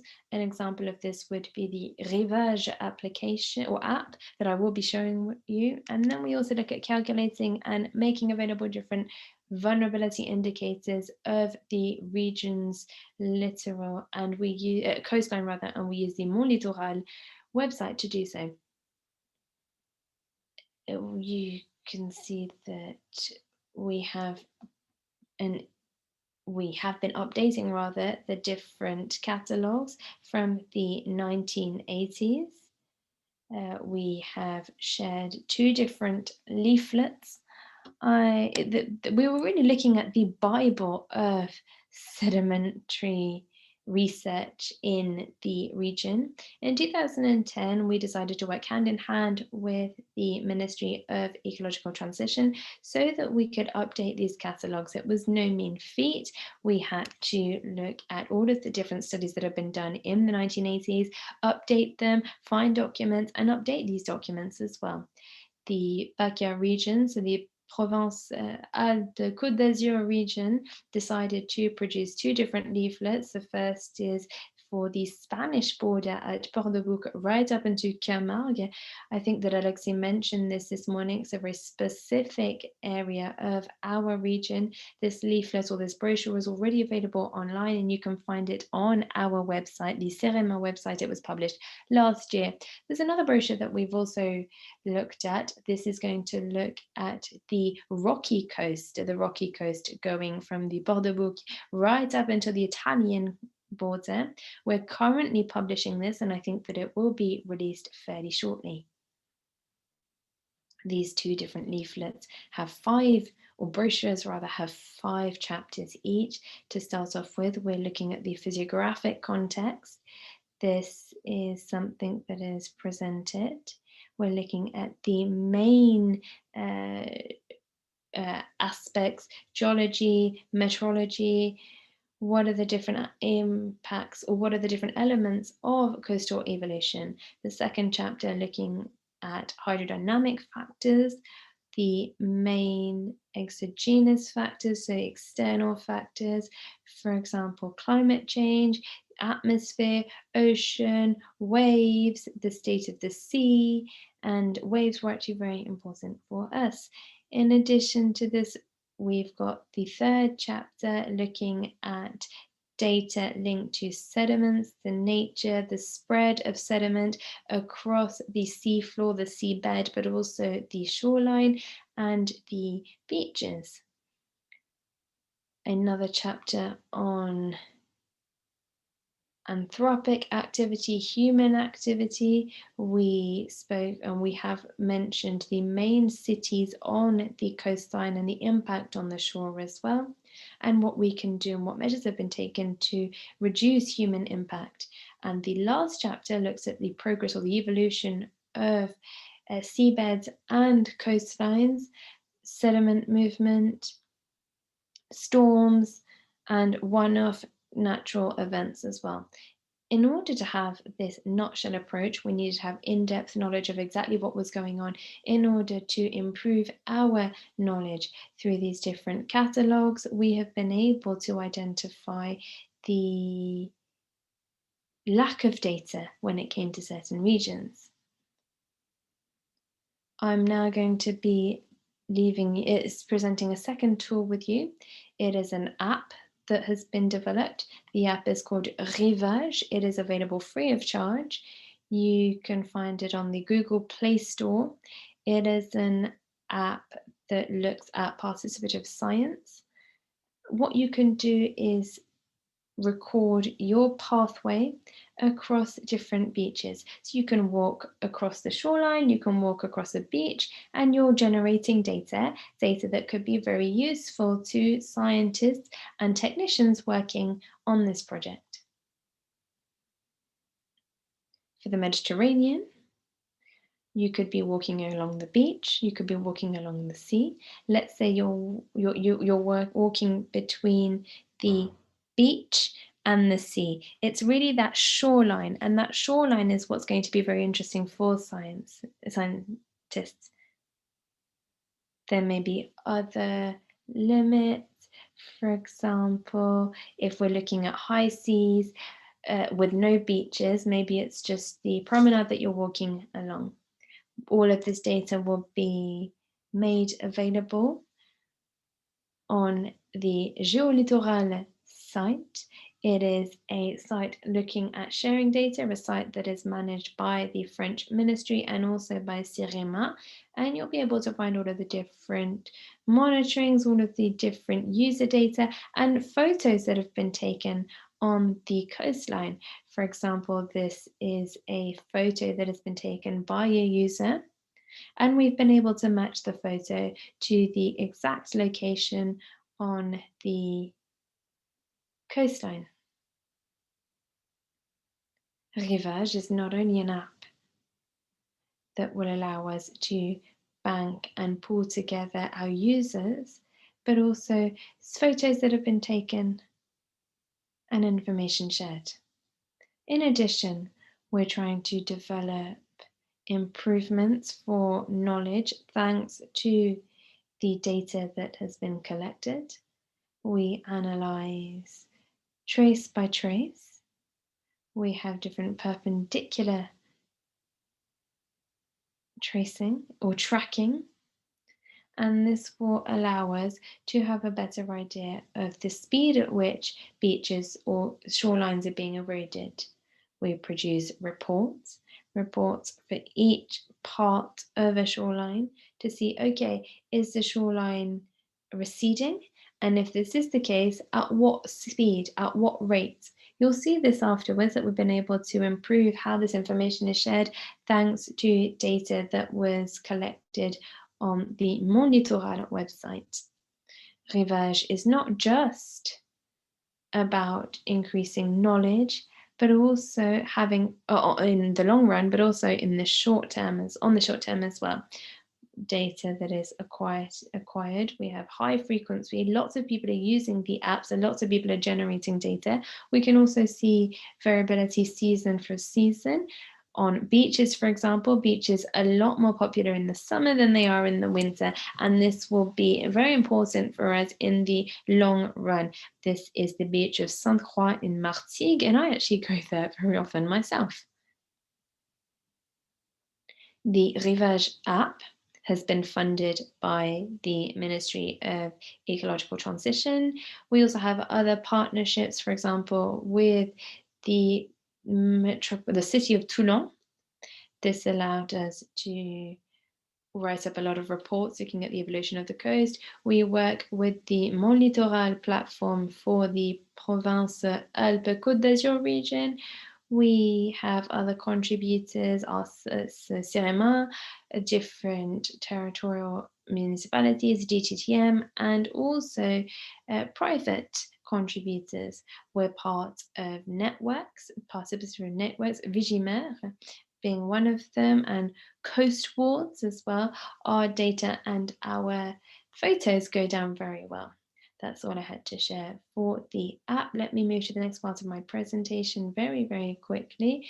An improvement of knowledge. This is going to be a turning point for us because we've been able to put together indicators linked to vulnerability of coastlines, and this has been shared and generated thanks to the Mont Littoral platform. What was the objective? We wanted to look at different indicators that expose coastlines to erosion, not only sandy coastlines, but also those that are impacted by the increase in the rising sea levels.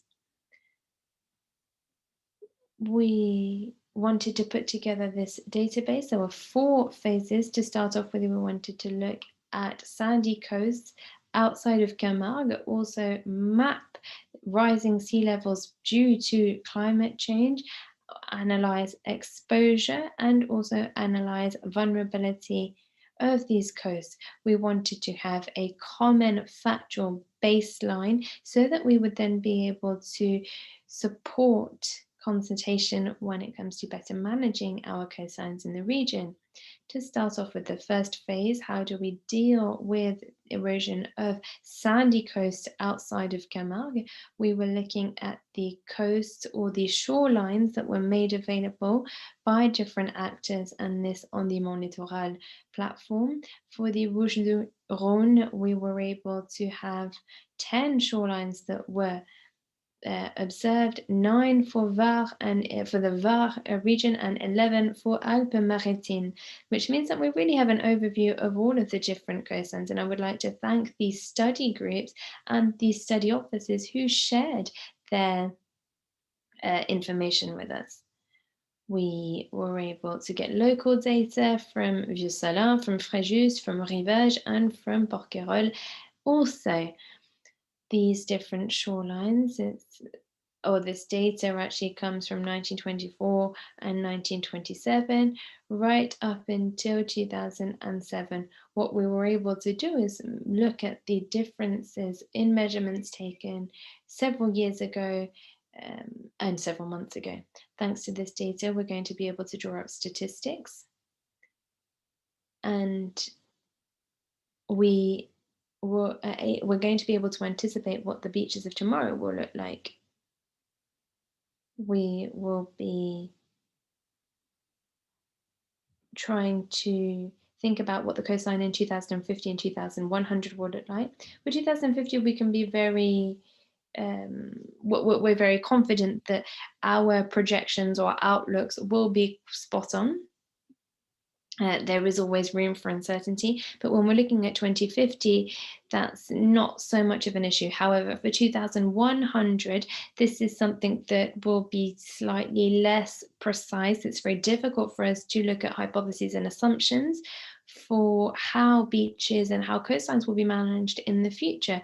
Will we be maintaining current measures? Will there be new measures? Are we going to be able to recharge? Are we going to be able to bring sand or shingles back to beaches that have been eroded, which is what we currently do? Therefore, it's very difficult for us to project right into the future 80 years or so from now, because it's just there is too much uncertainty. All that said, you can see on the slide, on the photo, an idea of what we think things will look like. You can see here, this is what we think the coastline will look like in 2100. However, the dotted areas are the degrees of uncertainty that we have. This is where we think it will be, this is where it could be. And so don't worry too much if you look at these maps and see that your favorite beach will have disappeared in 100 times, because nothing is set in stone. We also need to take into consideration the impact of climate change. We had 4 different frames, so 4 different hypotheses or assumptions: an increase in sea level of 60 centimeters, 1 meter, 1.4 meters, and 1.8 meters. 60 centimeters is what is currently anticipated in this by 2100. However, this value, I think, will be re-evaluated and brought up to date in upcoming years, and according to the last scientific reports, actually we think that there will be rising sea levels of about 1 meter between now and 2100. This is why we decided to split our map into 4 different outcomes. We haven't put any dates because we don't know when this will happen. We don't know whether the sea level will have risen by 1 meter in 100 years' time, in 200 years' time, and so on and so forth. But what we do want to see is there a threshold? Is there a cap?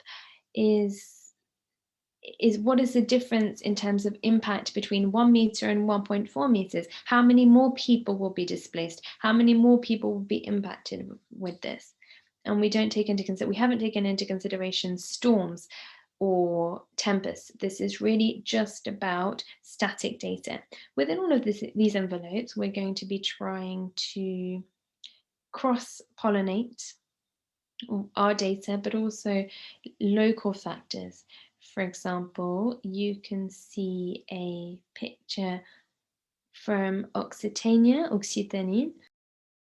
We're going to try and produce the same sort of maps for the Côte d'Azur region.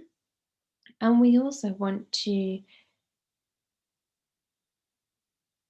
share baseline data coming from all of the different cities and treating them in the same manner, to see if we're able to compare the cities and have a common pool so that there can be common local strategies that will be developed as well.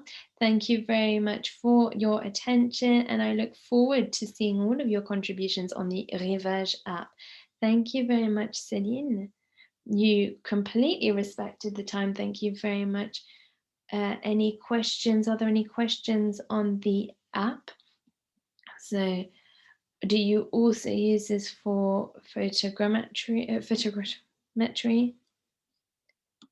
No, it's not yet available on iPhone. So I said it was available on Google Store, but unfortunately it's not yet available on the Apple Store. We haven't yet had all of the different tests, and it's not available on the iPhone. But as soon as it is available on the Apple Store, we will let you know. For the back shores now, we do have a lot of data. We don't have a lot of data, rather, because often for the banquettes, for these different beds, they don't take photos. So they stop before walking on the banquettes, which means that they don't get that information. We're able to localize where they are, where these backshores are, and we have photos of them. But in the future, maybe it would be useful for us to add a tab or add a button. I can see a banquette. I think it would be necessary, yes. I would love to talk to you about this. Can I ask a question, please? You may, go ahead. Why are you so conservative if you're looking at the increase of water, 1.4, what we're talking about? That there are lots of other scenarios and more catastrophic scenarios with the fact that the icebergs are melting. So what about if we have an increase of 7 meters. I looked at the last report that was published by the IPCC for rising sea levels, and actually if the Arctic shelf continues to melt, we could have an increase of 7 meters. Well, actually, when I talked about 1.4 meters, I got people saying, well, why are you doing that 1.4? Well, we're talking about scenarios here, and I think that you should take into consideration the worst case scenario. It's something that could happen. We also have a question on when the catalogue will be available. So there was a part between Camargue and the Italian border. Do you know when this will be available, when the catalogue will be available? It's nearly been finalized. It's ready to be published, but publishing takes a little bit of time. I can't make any promises, unfortunately, but we hope that it will be ready by the end of 2021. Okay.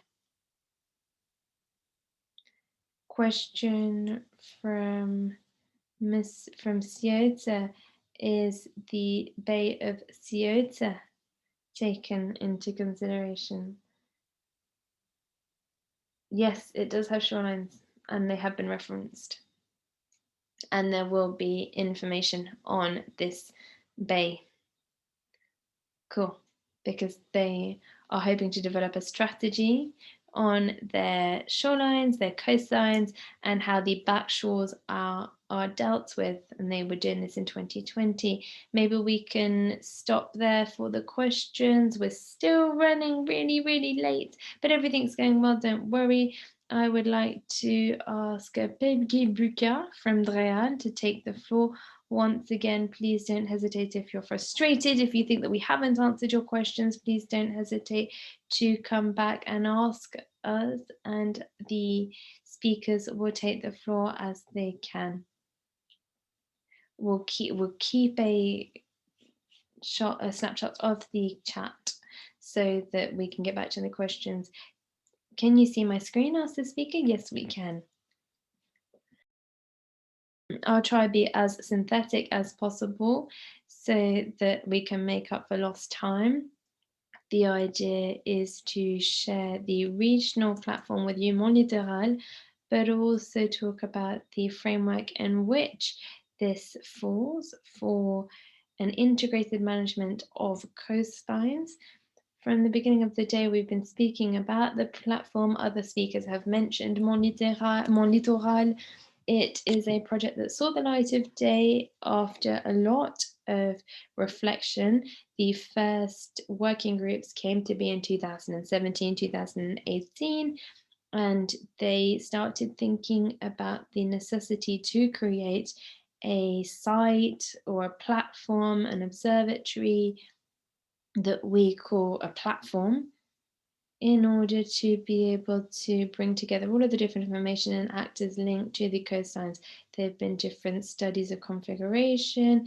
The BRGM carried out a first study, and this with BRL Ingénierie, and we were able to launch the project fairly quickly in an operational fashion. We created a prototype that we initiated in the Var, in the department of the Var.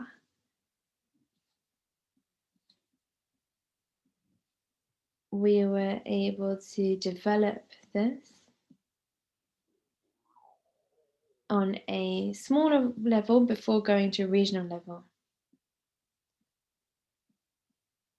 We've also been working with Krischbacher.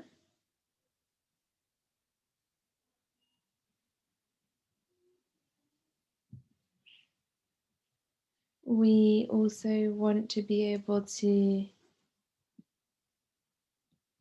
identify other factors. For example, the region is the only region that didn't have an observatory on a regional basis. We also noticed that there were real issues linked to how the region was adapting to impacts of climate change. And a characteristic of the region being a necessity to preserve its and conserve its resources, and a necessity to be able to prepare for the future, like we've just mentioned. with exchanges and so on and so forth. We decided that the best thing that we could do was to create a collaborative tool which would allow us to bring together all of the different stakeholders around the same table, linked to Coast, deputies, MPs, technical services, researchers, economic operators, financial engineers, and so on and so forth, so that they're able to develop economic activities on the coastline, but in a fashion that doesn't destroy it. Those were the objectives of the portal. We identified the different needs, and we tried to reflect them in the portal. As we've heard since this morning, there is a real need to bring together information on evolution, on shorelines, coastlines, and the seas in general. We also wanted to create a network for the different actors. There was a need to exchange experience, identify best practices, to be able to facilitate decision making, once again with the objective of looking at sustainable development and sustainable management of our coasts, especially in the light of climate change. There is a real DNA of our platform to make sure that the users of the platform are able to contribute as well. What does this mean? This means that everyone needs to be an actor of change and look for information, look for data, but also share information, share experiences, data, documents, and so on and so forth. So to be specific, we had an agile method. We working on way, we started developing the prototype with the support of technical support with service providers who helped us create the website. SRC helped us gather and collect the needs of the stakeholders with Endhuman, and helped us make sure that we met the expectations and the need of the stakeholders. I'm now going to show you a small video that summarizes the story of the project.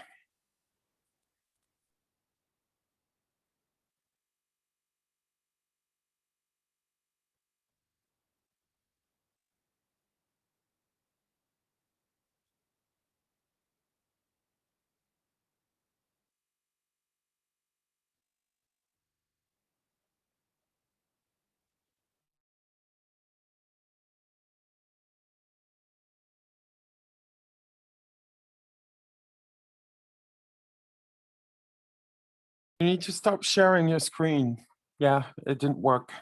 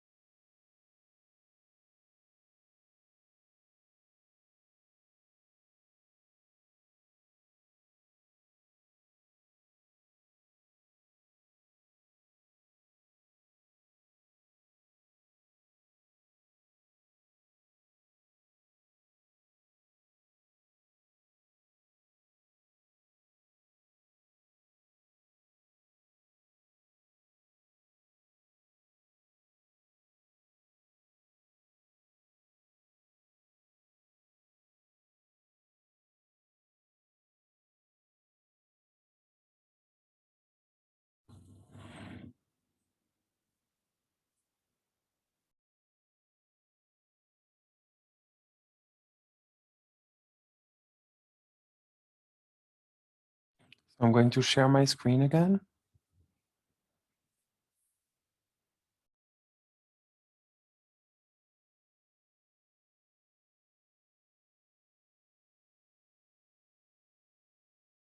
Can you see the right screen?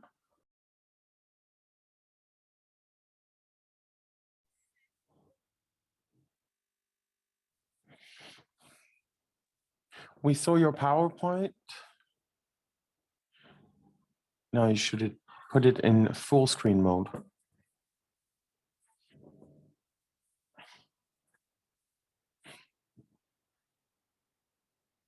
No, it's blocked.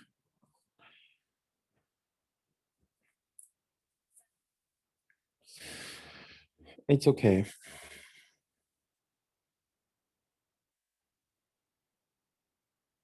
Okay. So this was a summary for you to understand the start of the project. But the main takeaway here is that we really try to bring a tool that can be specifically useful for the stakeholders for short-term questions, but also to be trained on the topic and to be able to have a long-term vision on how to manage their coastline. In the future, where are we at now? Officially, the platform was inaugurated in September 2020. Actually, that's a mistake. It's not 2021. And we have regular webinars organized to work with local stakeholders to collect data, to explain the concept of Mon Littoral and explain the platform. So very specifically, starting next week, we have 2 dates. If you have not been invited, identified, or associated, do not hesitate to send an email to the platform. You should also find information directly on the platform to register, and you will get a presentation, a more comprehensive presentation of the platform, and to explain you how to contribute and drop data and collect it. The next steps is to make sure that this platform has a regional scale, that it's not just a prototype for the VAR department. And officially, since now the start of this year, the project is co-managed by the state, Real PACA, and the Région Sud. And in order to collect data and get a comprehensive list of the needs of the stakeholder, we will have specific workshops on service design in order to collect the needs in terms of functionalities of the platform from the stakeholders of the Alpes-Maritimes and other stakeholders who may not have been reached out to yet. I'm now going to give the floor to Benjamin Olive de Crige, who will do a small demo of the website, and then we will come back so that the National Observatory of Coastline representatives, Julie Pani from the Normandy Hauts-de-France Observatories Network, and Arthur de Cambière from the Central Administration, DGN, who also co-pilot this national network that the platform wants to be integrated to, both for visibility, but also to benefit from the expertise and experience of all these observatories who were developed in other areas of the French coastline. Over to you, Benjamin. Thank you. Let me share my screen now.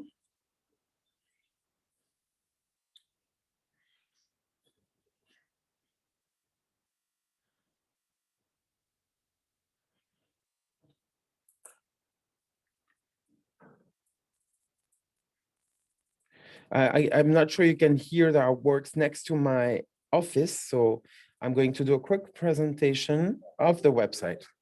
First of all, you can see the welcome page here, homepage, the current news, the small video that Peggy just played for you, and the agenda with several events.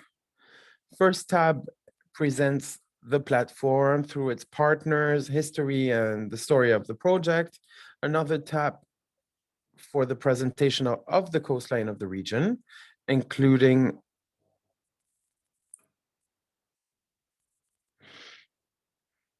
the sound volume is very low, muffled. Presentation of the issues, challenges, management strategies in the territory. Then 2 databases, a catalog with geographical data, a web map, which is still under construction, but you can already select some data. For instance, with the Camargue data. This is synchronized with the catalog and real-time data.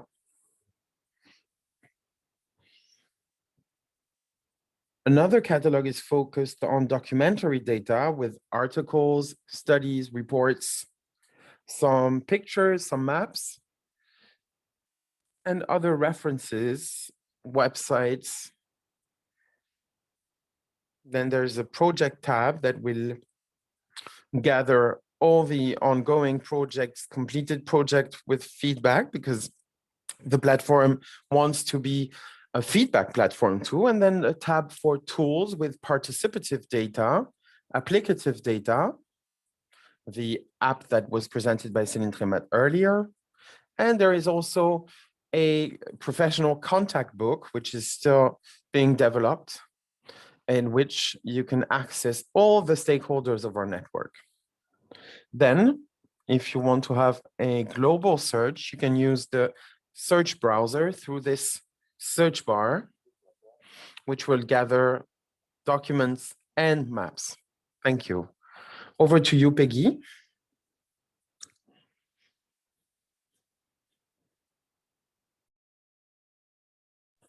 Thank you, Benjamin.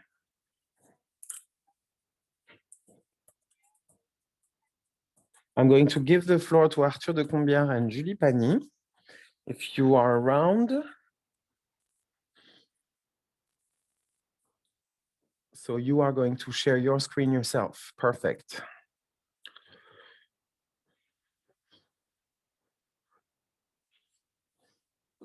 I am currently sharing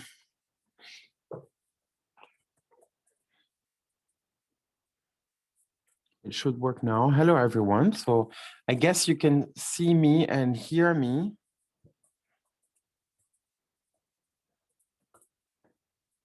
You have 3-4 minutes left. We might go over this time, I'm sorry, but as you can see here, this is a presentation of a national network with a public interest group working for the regions and for the state, and myself, who represents the Ministry of Environmental Transition. So we have a network, a national network.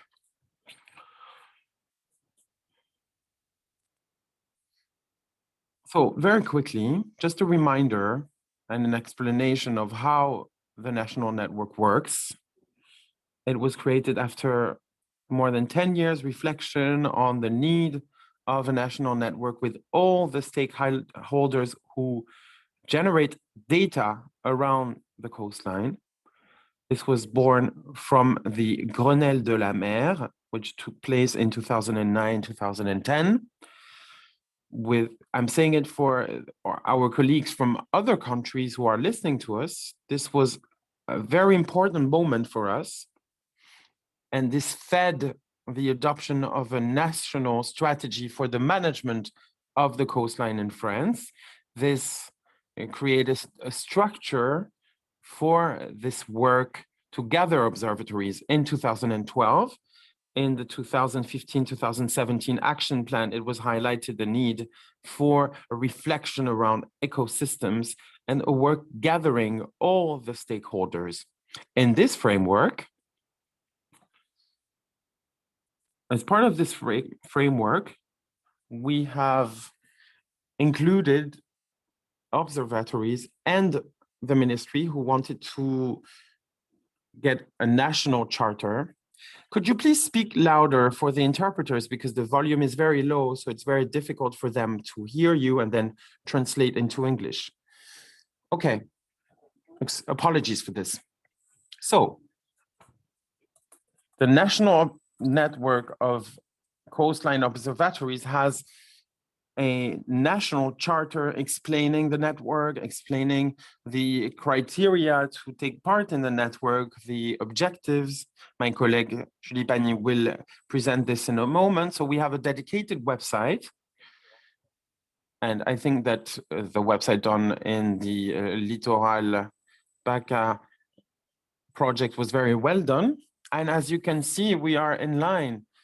Generating data, sharing skills and means, communication, and emergence of new trends. So we are very happy to include your observatory into our network very soon. Over to Julie Pagny. Thank you. Hello, everyone.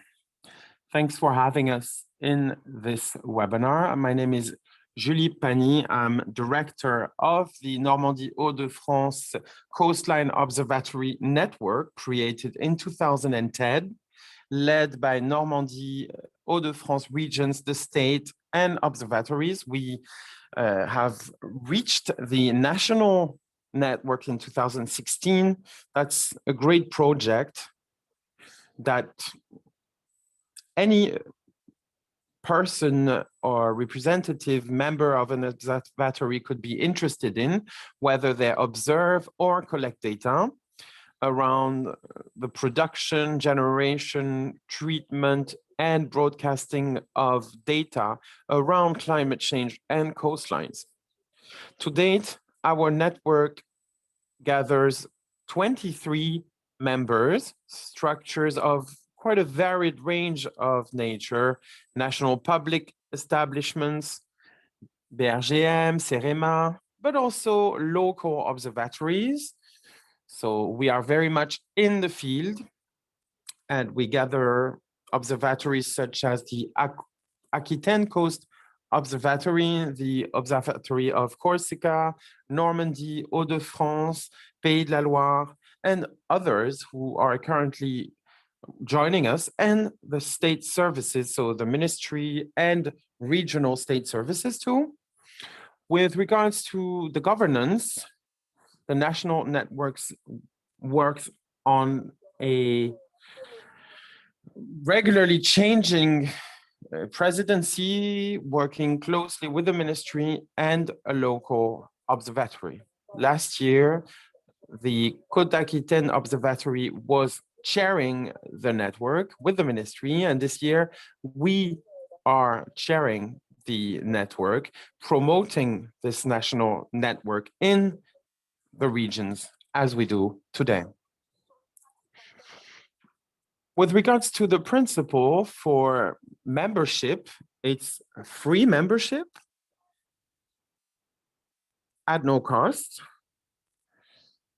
So the observatories and members work, and their membership is based on a charter that you need to sign with the ministry.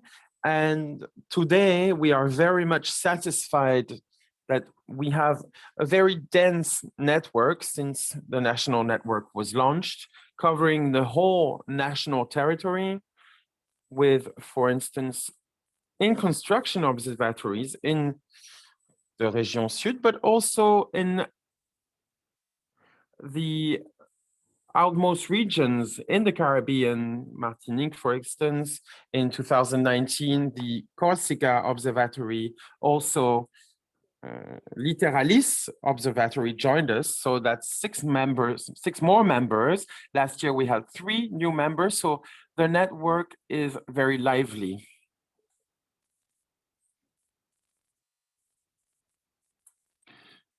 So we have 3 main working groups.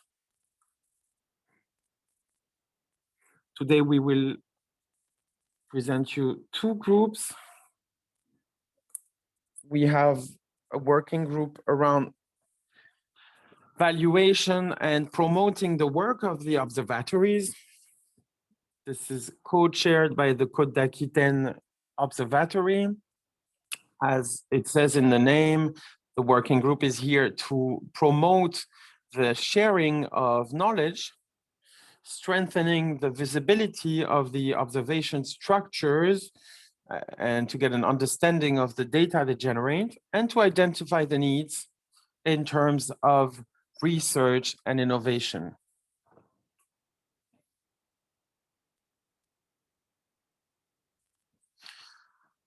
A few projects that have been done in this working group.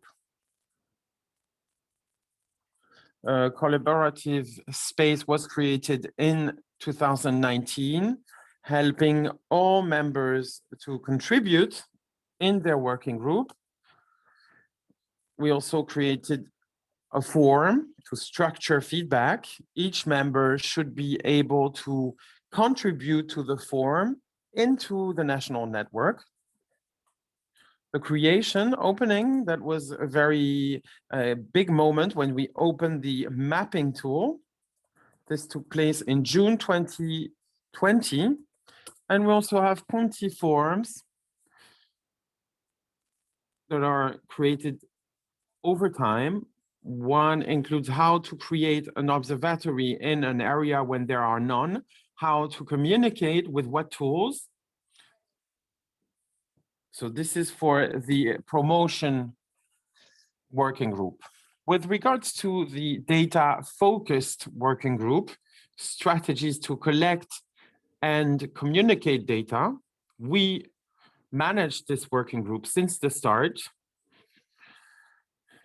This is about organizing and pooling resources and approaches to promote consistent strategies, to define a framework to organize and share existing knowledge around Coastline, guaranteeing continuity in the collection of supporting data, and how to transfer the information on different scales, be it national or local scales. Unfortunately, you will need to conclude now. I have 2 slides left. So we have different means to implement the working group. First objective is to create a common database. What data should we use to define follow-up indicators at national level, and to work on the drafting of a data charter, gathering all the necessary conditions to ensure knowledge sharing. So we collected opinions on what can be a database, define a list of essential data that we should gather or develop, and everything around the methodology, identify collection protocols in the observatories, referencing available data. So this all goes back to this feedback structure that we want in the national level. We have a charter that is being drafted in order to analyze existing data and collaboration modalities. As you understood, our will is to have at national level a database and a charter for data collection for anyone who would start such a similar project. Maybe in a nutshell, if I can just conclude very quickly. We want to put together support so that people can come together. I think that you've understood that everyone has a role to play, that we want everyone to be able to find their niche within the network. Thank you very much. Thank you very much to both of our speakers. Thank you very much for this presentation. In fact, there were lots of different speakers. Maybe we can go to the questions. We're going to shorten this slightly because we are running very, very late. Are there any questions? Let me have a look at the chats. Are there any questions in the chats? No, I think that we asked all of the questions. So we had an eye on the chat and we actually answered all of the questions that were being asked. Okay. Maybe what we can do now is to move on to, maybe we can skip the break. Don't hesitate to go and grab a quick coffee whilst you're listening to the presentations, but maybe we can go straight on to challenge number 2. How can we change management practices? A presentation of different projects being carried out.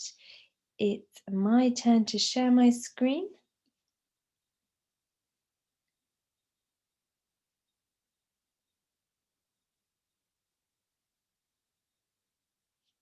I hope that this is working.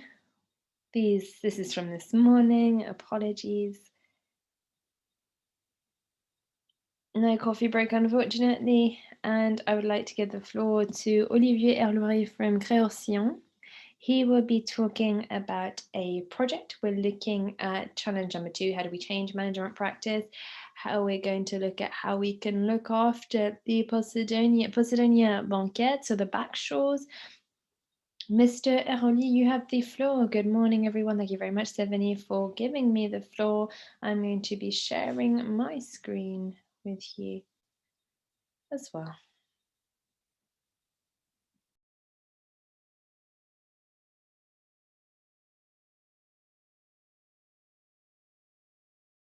Hopefully, if everything's running smoothly, you should be able to hear me and also see my slides and the title of the project. Yes, we can.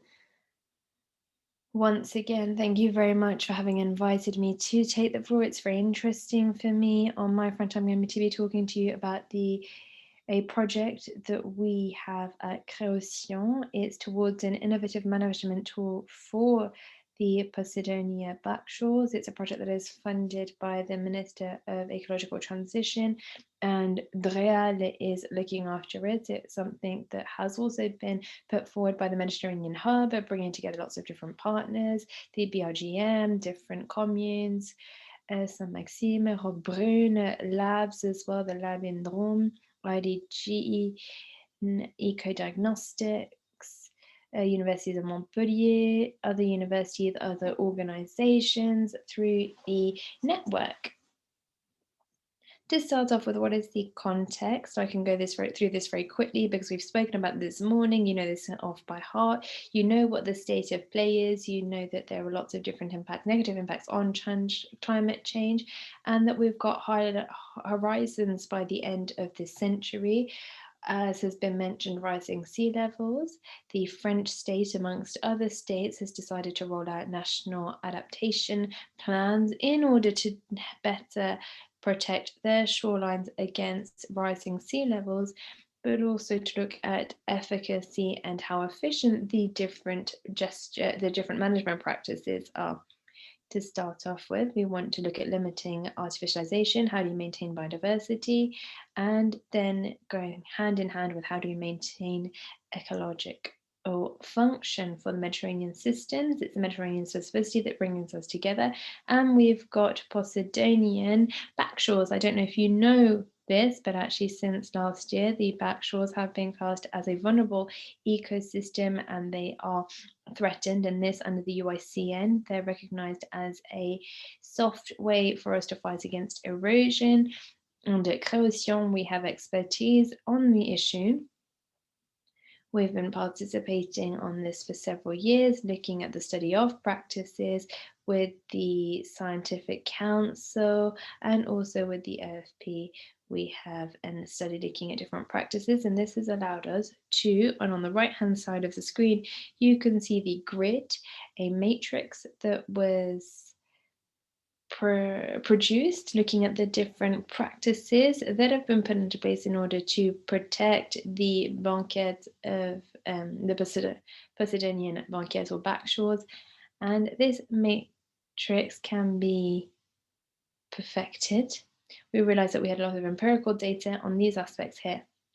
The idea of the GEBAPO project was to have a scientific approach so that there is a sustainable management practice based on nature-based solutions.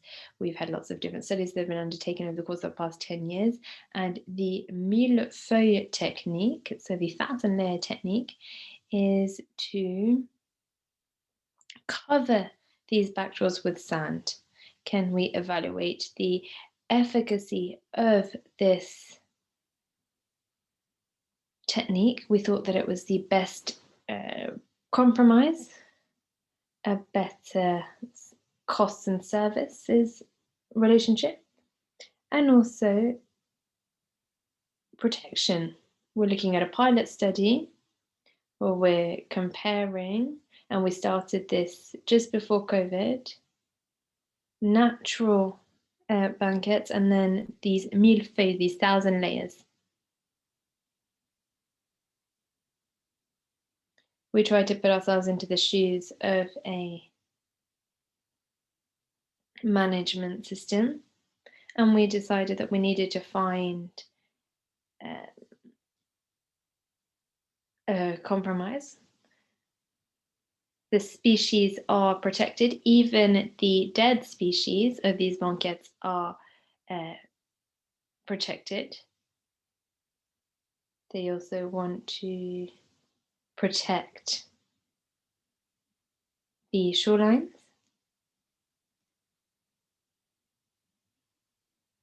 There's another aspect here that isn't studied as much. This is a little bit like a lithover. This is very important from an ecological point of view. It's a flow of matter and energy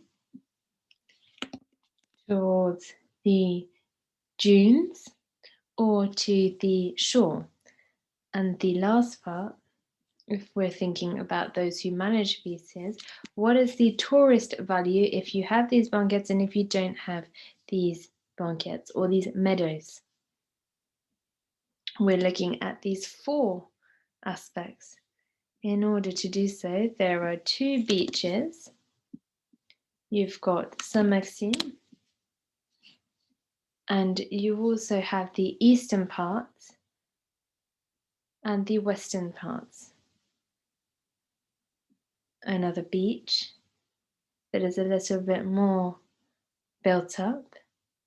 This is Roquebrune-sur-Argence, and this is the Batterie Beach. Here we have follow-up of the millefeuille.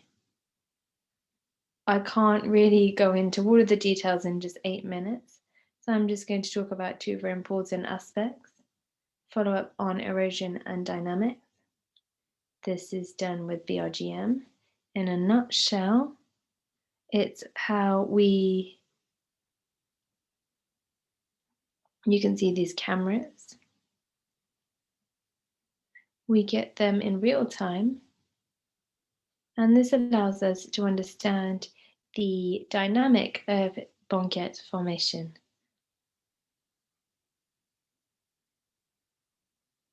We're not looking at static banquettes. We have daily differences, we have monthly differences, sometimes we even have hourly differences. We've also got different hydrodynamic factors.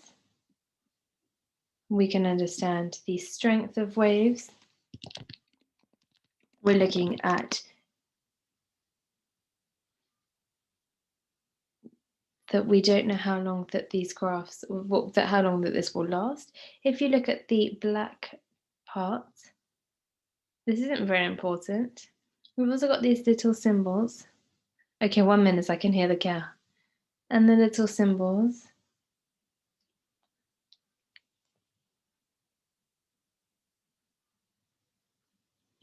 The dynamic can be seen here with the Alex storm. Look at this part of the screen, and you can see that overnight, this is the beginning of the 2nd of October, you can see that we have this banquette of Posidonia that starts to build up.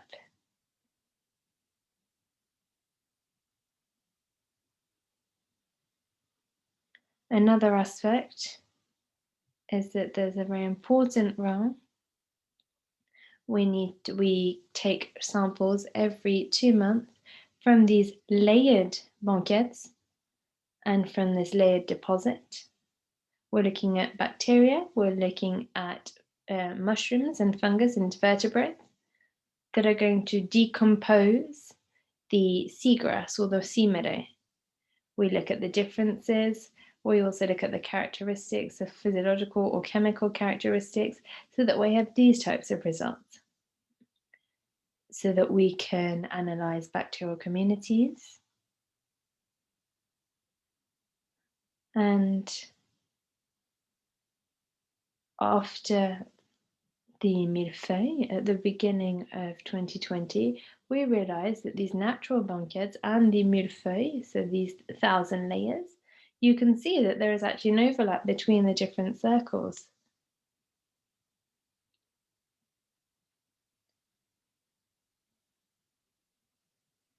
And you can see that actually we're finding the same bacterial communities.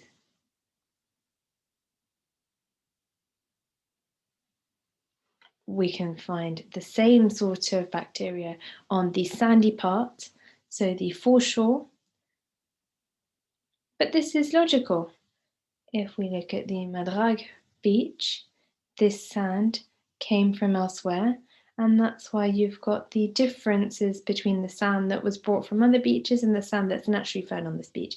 To conclude, we need to follow up on the field work in June 2021. We have 2 samples that still need to be taken, and we also want to look at the socioeconomic aspect. This unfortunately was not able to be conducted last year because of COVID. We're looking at a study of perception, sociological and economical as well, relative evaluation of value of the beaches. These are different studies or economical studies that are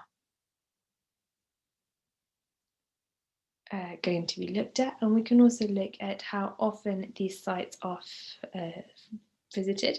I'll be able to present the results to you at the end of 2021. Thank you very much.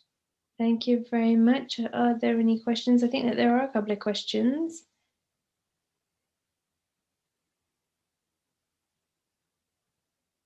We spoke about the nature of sand, especially sand coming from quarries. Does this impact the ecosystem? So when you bring sand from elsewhere, we don't bring quarry sand in. We bring sand from Saint-Maxime. So with the Jibapo project, we won't be able to answer this question because the beach doesn't have any quarry sand on it. Another question, how many samples were taken for DNA?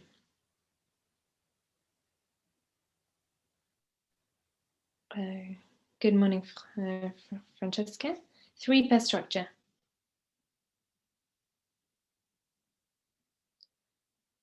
3 replica per structure. 3 from the millefeuille and then 3 from the natural banquettes. In water, in the sand, only 2 replicas. Another question from Sophie. The economic study, are we going to be looking at sand or the value of Posidonian, but the touristic value? We're going to look at the touristic value. So for those people who are visiting, so if you're leaving those banquettes, how many people are not going to visit the beaches? That's very important. We've got lots of information that can be contradictory, but from a socio-economic point of view, we would like to have better data and more precise data than we currently do. We have feedback coming from mayors who are saying that it's seen to be a pest. People are put off by the fact that there is Posidonia on the beach, whereas actually if we look at studies, people don't actually feel put off by the fact that you've got sea meadow or seagrass on the shore. It depends on when you're doing the study, I think, and the people that you're asking.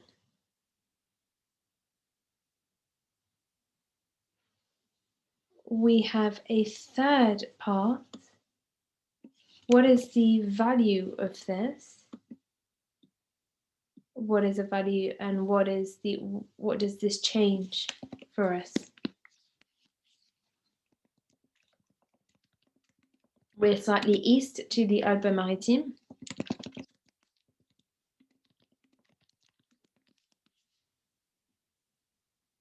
And we're still looking at this.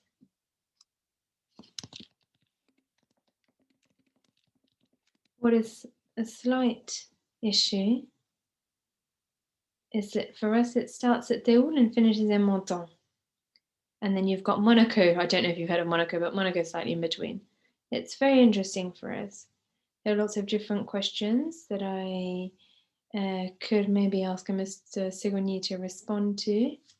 How do we value our beaches? How do we evaluate how valuable our beaches are? If you were to ask the same question to those who go to the beach every single day, all the time, they're not bothered by the fact that there is seagrass or Posidonia. However, tourists who come in summer and during the summer months, they don't understand that our beaches aren't pristine. They come from Easter and they want pristine beaches with no Posidonia. And they want these white sandy beaches, white pebbly beaches, they're free. And they don't understand how they call it seaweed. They say, why is there seaweed? And why are we letting seaweed rot on the beaches? That's what the tourists are asking. But whatever that may be, I've decided that we're going to start working on this and to have a beach to experiment, as we've mentioned this morning. When we spoke about the millefeuille, the build-up of seaweed or seagrass, we've been doing this over the course of several years, so you know that you let it build up, and I think that there will be differences in levels from one beach to another. In the framework of this experiment, what does this mean? And what are you analysing, and how are you analysing all of the different layers of the millefeuille? Thank you very much. I'm going to stop here because I think that I could go on for ages. Let's have a quick survey. How did you find out about this conference? If you could maybe answer the question. And whilst you're answering the question, I would like to, it's Mr. Saron who will be taking the floor now. He's going to be talking about management of Posidonia banquettes in Beaulieu-sur-Mer. Thank you very much. Thank you very much for giving me the floor. Mr. Laron, we'll just wait for people to fill in that will respond to the questionnaire. And you can share them back with me. Can you hear me well? Yes.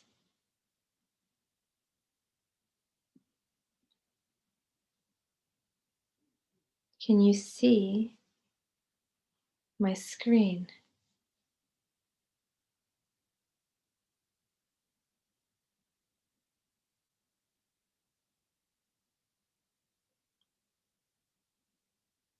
I work with Mr. Lemalage.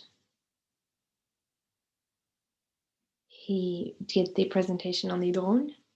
I work in the same department on him, but what I'm going to be sharing with you this morning or this afternoon now is slightly different.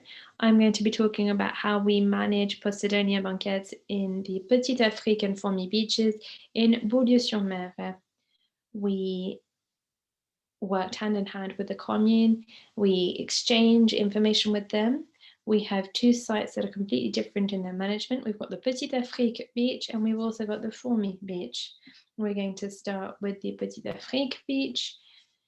And on this beach, we have been regrouping and moving Posidonia as well as plastic waste that sometimes during storms or high seas or high winds are washed up onto our beaches.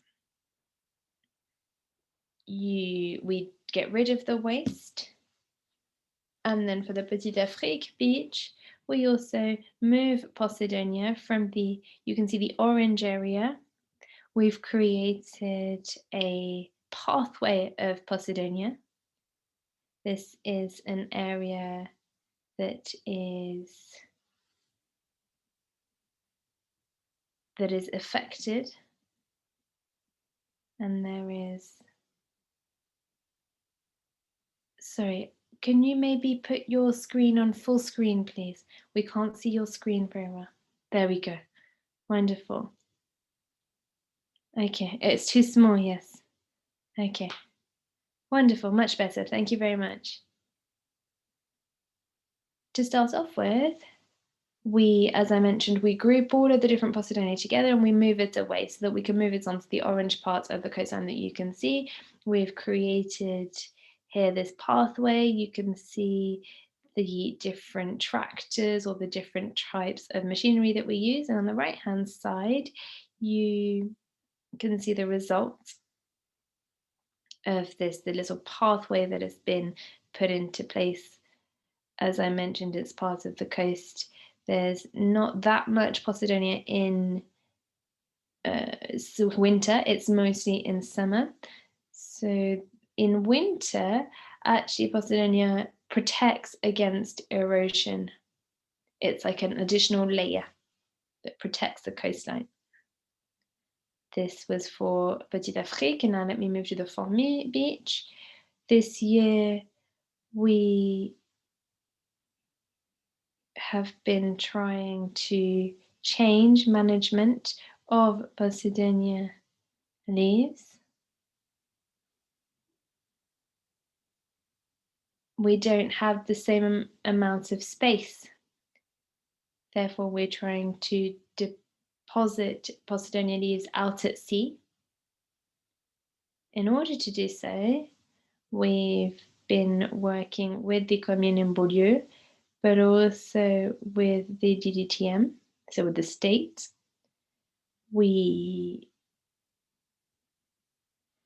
It's a little bit like what we've been doing on the Petite Afrique beach.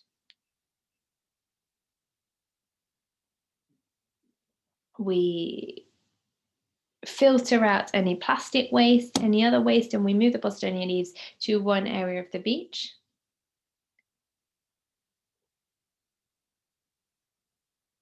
This will allow us to have a better view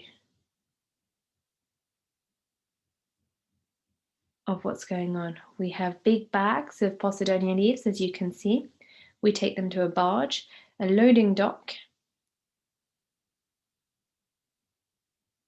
and we're able to load these bags onto a different site. You can see here that we take them out to sea. You've got the loading dock where we store the Posidonia leaves. We then transport them out to sea.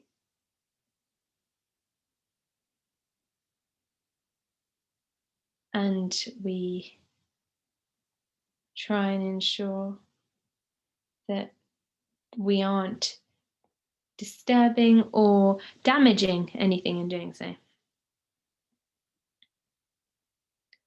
The barge, or the boat rather, goes very slowly right up until the dumping site.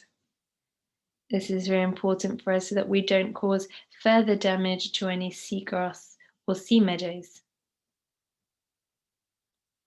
We go 4 kilometers rather of the coastline, 2 kilometers from Cap Ferrat.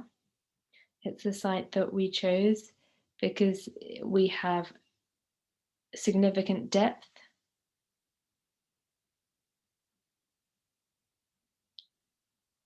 And it means that the Posidonia leaves will sink to the bottom. Obviously, when we take it out to sea, we don't leave the big bags with them, we empty the big bags. Julien, can I jump in here, please?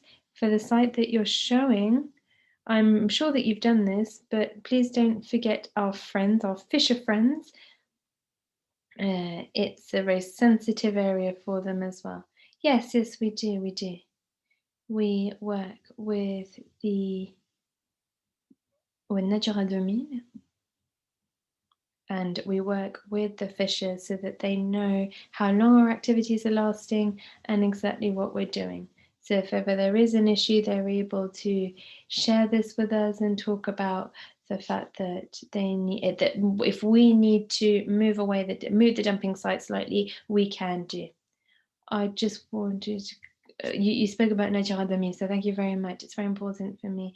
It was very important for me to be able to situate this in a natural situation. Thank you very much.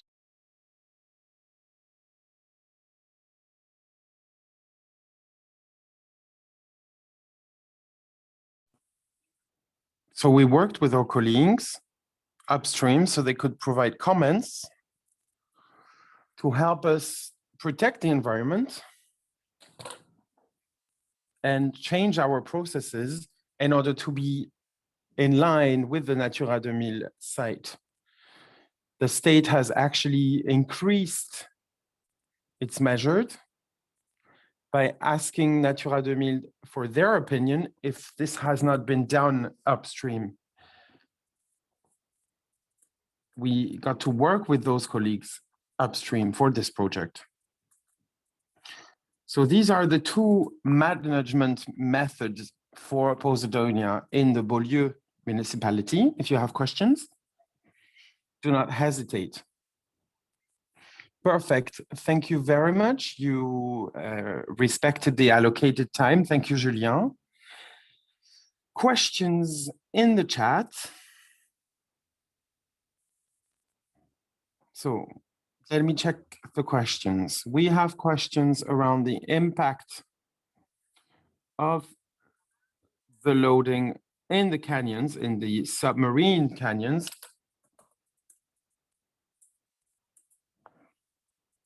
Another question, was the situation different for pebble beaches?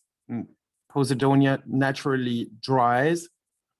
However, the use of mechanical tools is the use of mechanical tools adapted. So that's several options between the dumping and the layered method. So we did the dumping. We have not studied the strategy yet, this layered strategy. It would be interesting to test different methods for the management of Posidonia.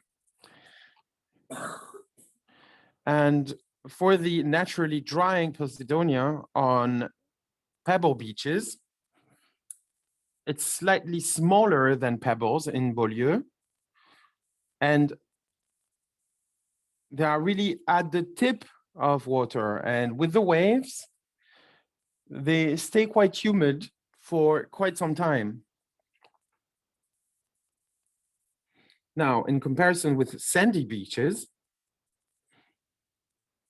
since in the metropole we don't have Posidonia in sandy beach, I'm not sure about the difference, but with regards to the yarrow method, we have not tried it yet. Well, if I may add to the conversation, I'm in charge of the beach services. The yarrow system has already been practiced by the Beaulieu municipality. We did it several times, but we do not have enough space to proceed with this method anymore. Another point, this is an experiment. This is a new technique which we are testing this year. We will evaluate the impacts on the coastline and on the yarrow system. We will have a drone assessment of the Posidonia to see how they are scattered. This is what I wanted to add. Can I add something, Stephanie? Yes, go ahead. Well, I think that dumping is the right solution. It's a great idea because if you look at the beach, not even 10% of the leaves come every year. And of course, the wind is feeding the deep shore, especially in the canyons. I actually mapped those areas as part of a project, and there's a lot of accumulation of Posidonia leaves, which feeds the deep system. Another important aspect is the carbon storage. At this depth, carbon doesn't go up anymore. So this is sustainable storing of the carbon, which is a very smart project from the region. Yes, we also have a question from Mr. Mirlo. What quantity of plastic and what variety of plastic are taken out, and how are they taken out before they're dropped in sea? How does that work? Well, we asked the Beaulieu-sur-Mer municipality to take the plastic waste out before we started the project. I believe this was manually done on the beach upstream. So in terms of quantity, I didn't get specific feedback, so I couldn't provide any number. However, since I went on site, it was efficient because we didn't find any plastic waste when we loaded the bags. However, with regards to the quantity, I cannot provide a number for now. If I may take the floor, I'm asking this question because an article was released last year saying that it would be a good way to decontaminate and basically trap plastic. So banquettes were a good way to decontaminate and get rid of plastic waste from the sea. First, they're trapped in the Posidonia meadows and then into the banquettes. So from the quantities that you are taking out, there is a certain level of waste that can be retrieved. Yeah, it would be interesting to compare the level of waste collected when there is a Posidonia banquette and when there is not, to assess the capacity to trap the waste in the banquette. So yes, it would be an interesting comparison.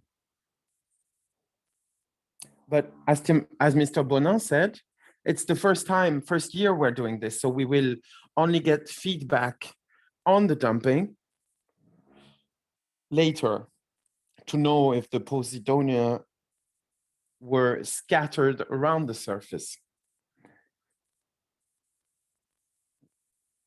We also have a question from our Greek friends.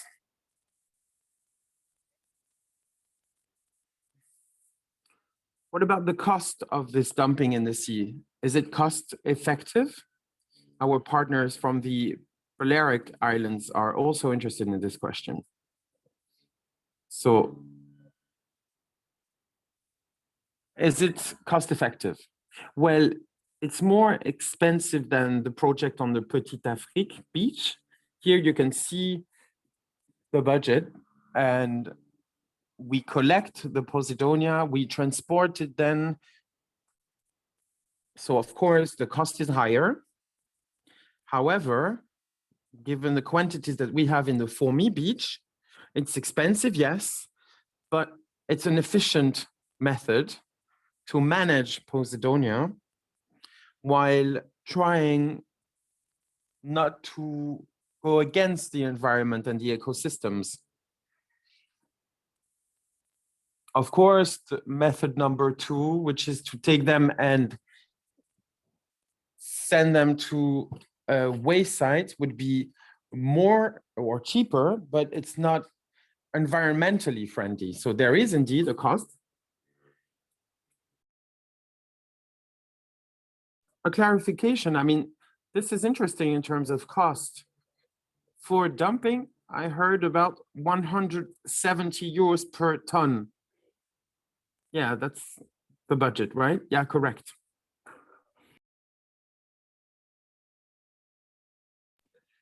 DTM 06, for the projects presented around dumping,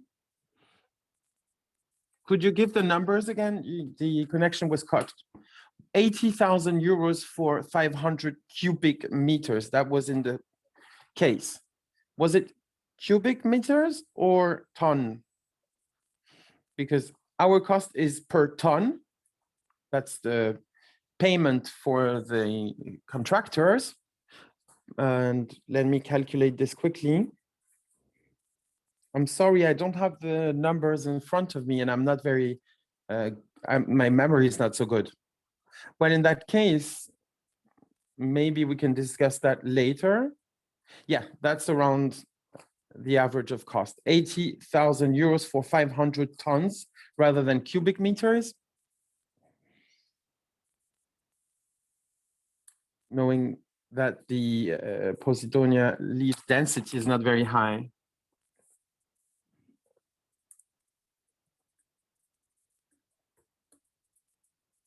That's around 500 kilos then.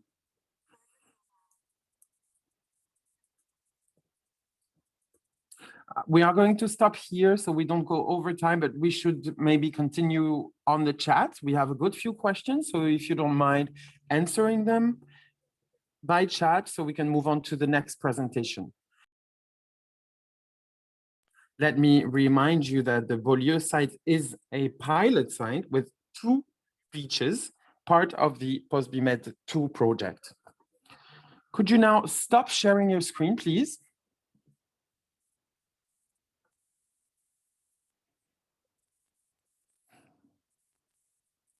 And now Sophie Sejalon from the Observatory of the Coastline is going to join us now.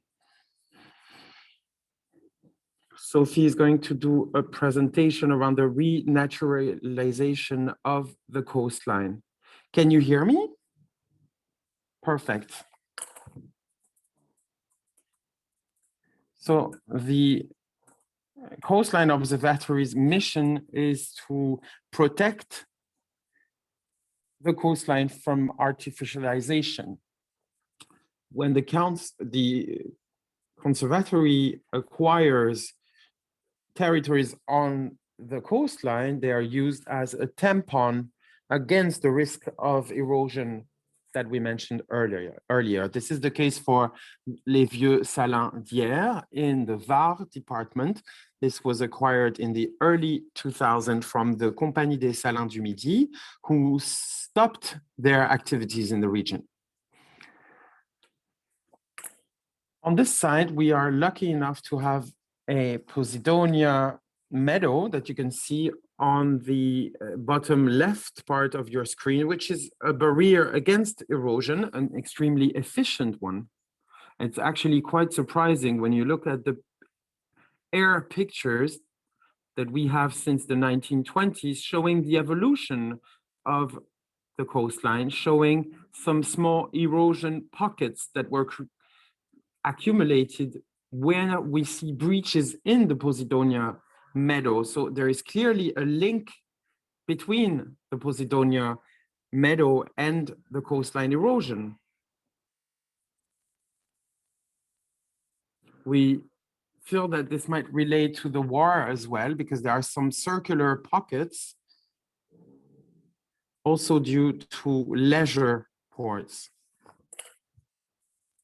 As you can see on the picture, rocks were added to the coastline in the 80s.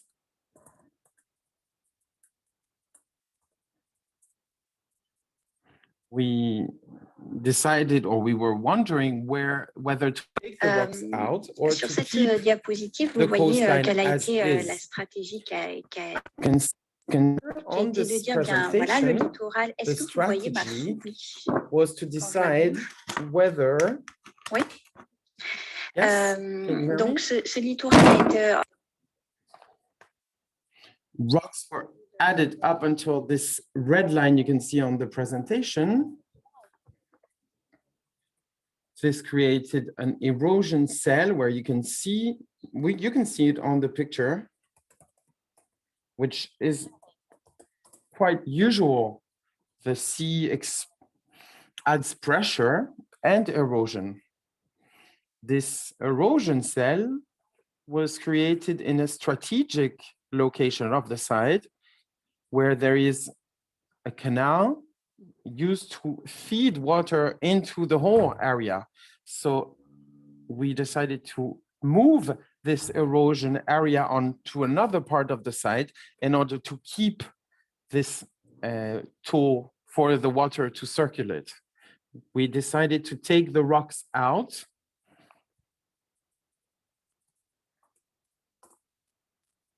At first, we wanted to take all the rocks throughout the coastline, but there were political aspects because it was not easy to accept changing this coastline site. But if we decided to do so, it's because there were no economical or human challenges.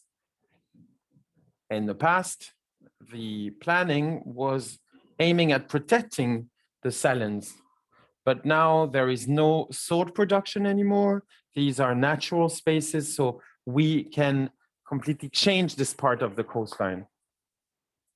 We decided to rip-wrap what you can see on screen and to work on soft nature-based solutions, which is to work on this area you can see on the screen. Sediment transportation was not correctly done. We decided to reload this strip and then let nature do its work. Posidonia meadows started creating, and we decided to let them here without moving them. Additionally, we decided to strengthen the last ranks of the site in order to avoid submersion in the Salin village on the western part of the site.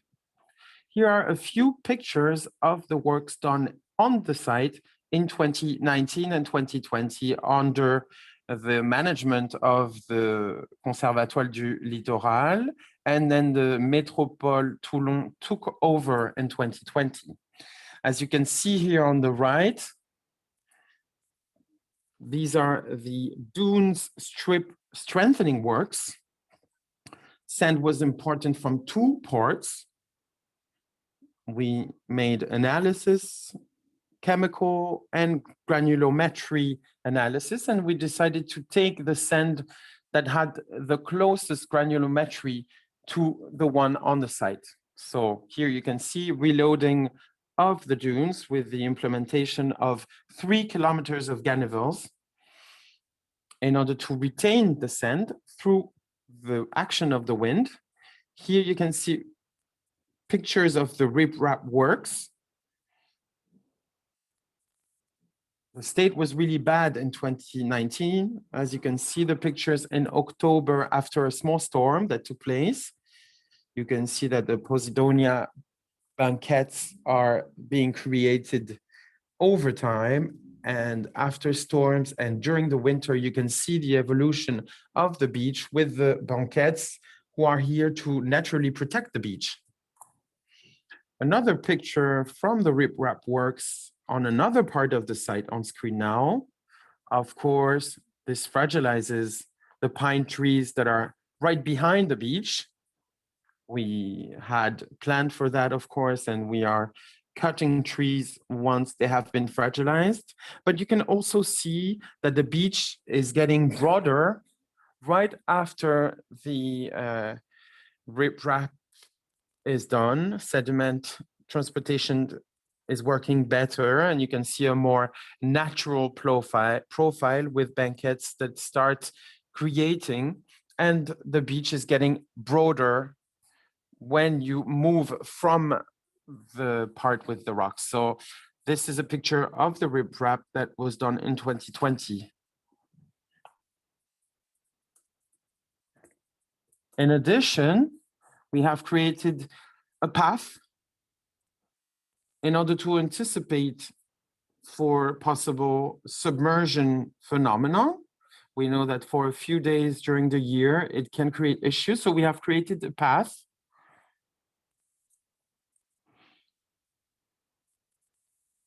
This was a way to discover the site from the further back part of the beach. We also did a follow-up on the Posidonia meadow. The rip-wrap was done through a system to prevent damage to the meadow, through a net. And I would like to present now a new project that is quite similar, but this time on a pebble beach. It's the Coudoulière beach in Saint-Mandrier, where in the early 2000s,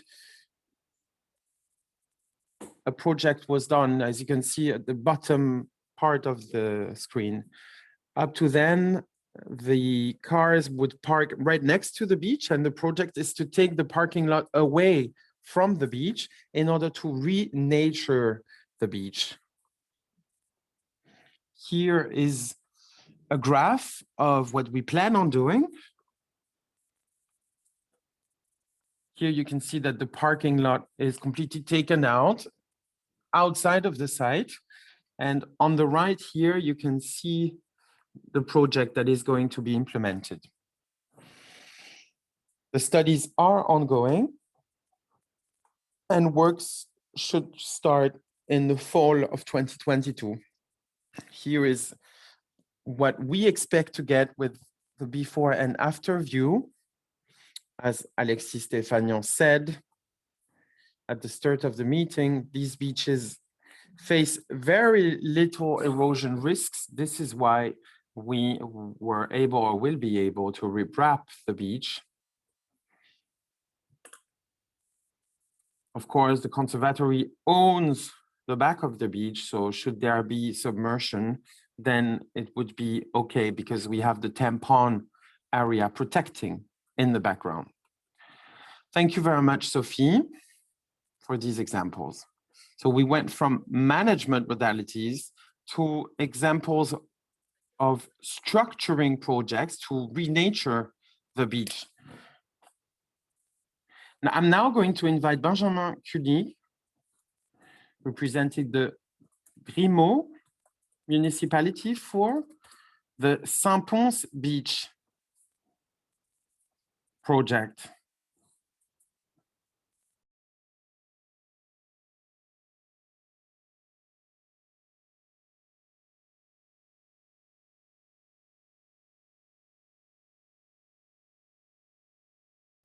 We are looking at helping different actors in the area. We also have a project for the beach in Saint-Pons. I would like to underline that it is an erosion project, and it was the erosion project that was implemented by Région Sud in 2020. To start off with, let me give you an idea of where Grimaud is geographically speaking. We're in the department of Var, the Gulf of Saint-Tropez. We have a huge part in Saint-Tropez. We occupy a huge area in Saint-Tropez. And for those of you who were following Céline's presentation from Cerema,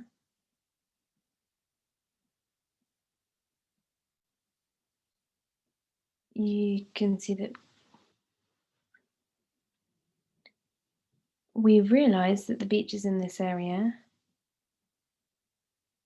and these riprap practices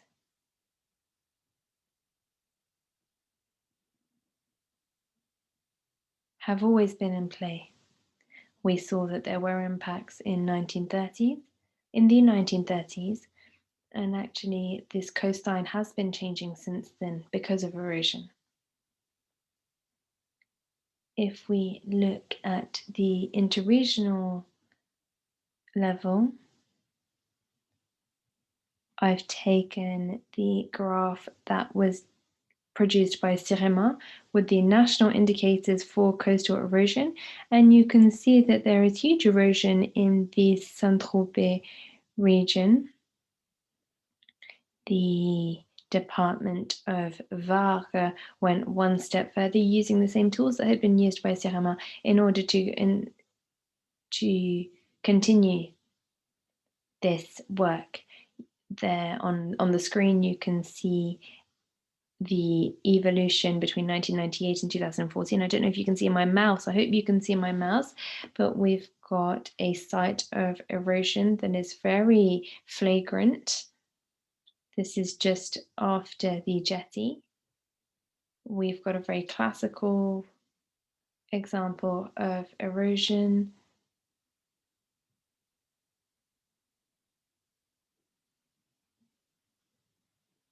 This erosion is quite limited. It wouldn't be as big of a problem as we think if there wasn't the legacy of the Second World War. We have an aerial view in 1945. You can see the different defense mechanisms that were put in place. You had different parts of the Mediterranean wall, so the cliffs that were broken off because of bombings, and they fell down, causing erosion on the beaches.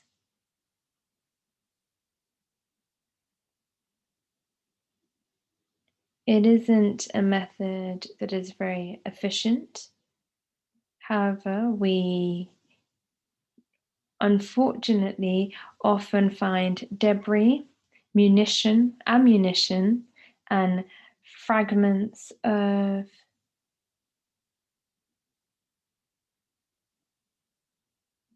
shrapnel that we find in the area because of the Second World War. That's one of the constraints linked to pyrotechnical risks. This jetty was constructed at the end of the 1970s.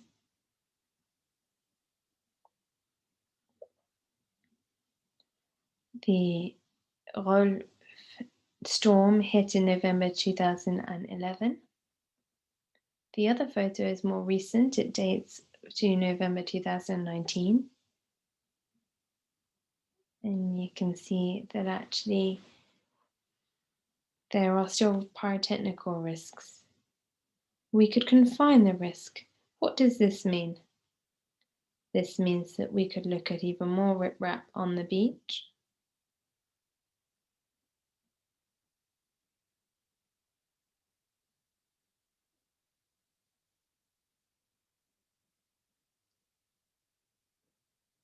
How can we deal with the pyrotechnical risks? We could look at cleaning up the beaches, and we could also de-artificialize the beach.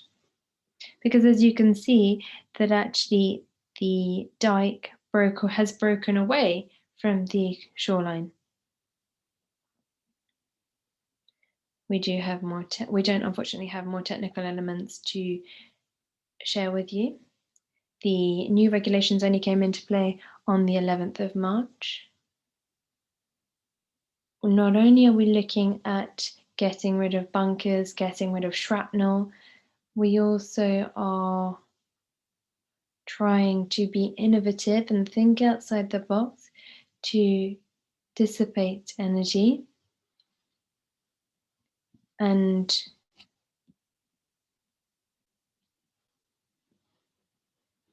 we have started a pilot study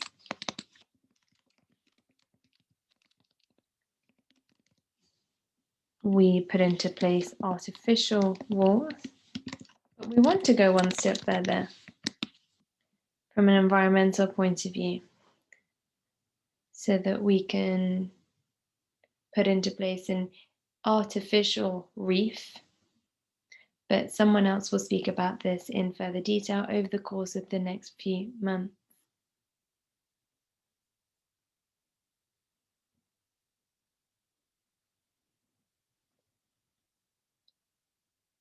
We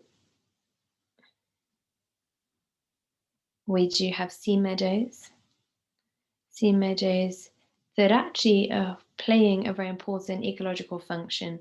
On the metrics map, you can see that there is no homogeneity. All of these sea meadows are peppered across the area, and we want to ensure that and as you can see, they're not in areas where people swim, which means that those who do swim aren't bothered by them. The last aspect of the renaturation project for response is to rebuild the green spaces. You can see that my presentation, I think it's great that my presentation came right after the one on protecting the coastline. It's come from real political will. We want to add green spaces. We want to put nature back into the heart of everything we're doing. And this is why Grimaud has decided to look at what other people have done and take inspiration from these other projects. For example, the project Life Adapt or Marigot. I was trying to be as short as possible because I know that time is of the essence. Thank you very much for having listened to me. Thank you very much, Benjamin. Yes, we are running late. I imagine that you're hungry. I imagine that there are some rumbling tummies. If there aren't any questions, we can go to the lunch break. But prior to this, if you have any questions, please don't hesitate. There is a question about riprap. Do we think that it is important to invest in riprap, or do you not think that we should just let nature take its course? Yes, I'm sorry. Yeah, my question wasn't very well written because it's costly. It's costly to take out all these rocks, but do you not think that we should just wait for nature to take its course? For us, technical, the pyrotechnical risk is more important. And as we can't take out the bunkers, this is important. And for Vieux-Salins, if we take out the rocks, it is also because we want to protect our tools that we've put into place. We wanted to take out these rocks so that we could move the tool as well. We have a very specific objective. It's very natural. But the riprap was something that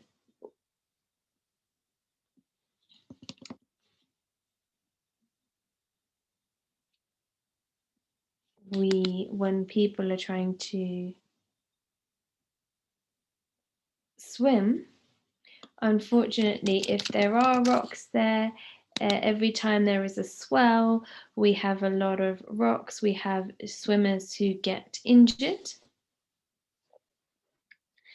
And it wasn't an investment and it's not an investment that is as important or as significant as building a dike, for example. I think that putting back riprap and trying to create these seawalls is something that, yes, is quite costly, but it's something that we take into consideration in Grimaud on a short-term basis.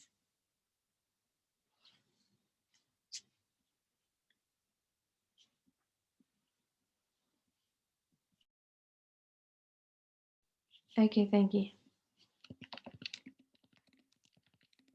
We've come to the end of the presentations of this first morning. We are running late.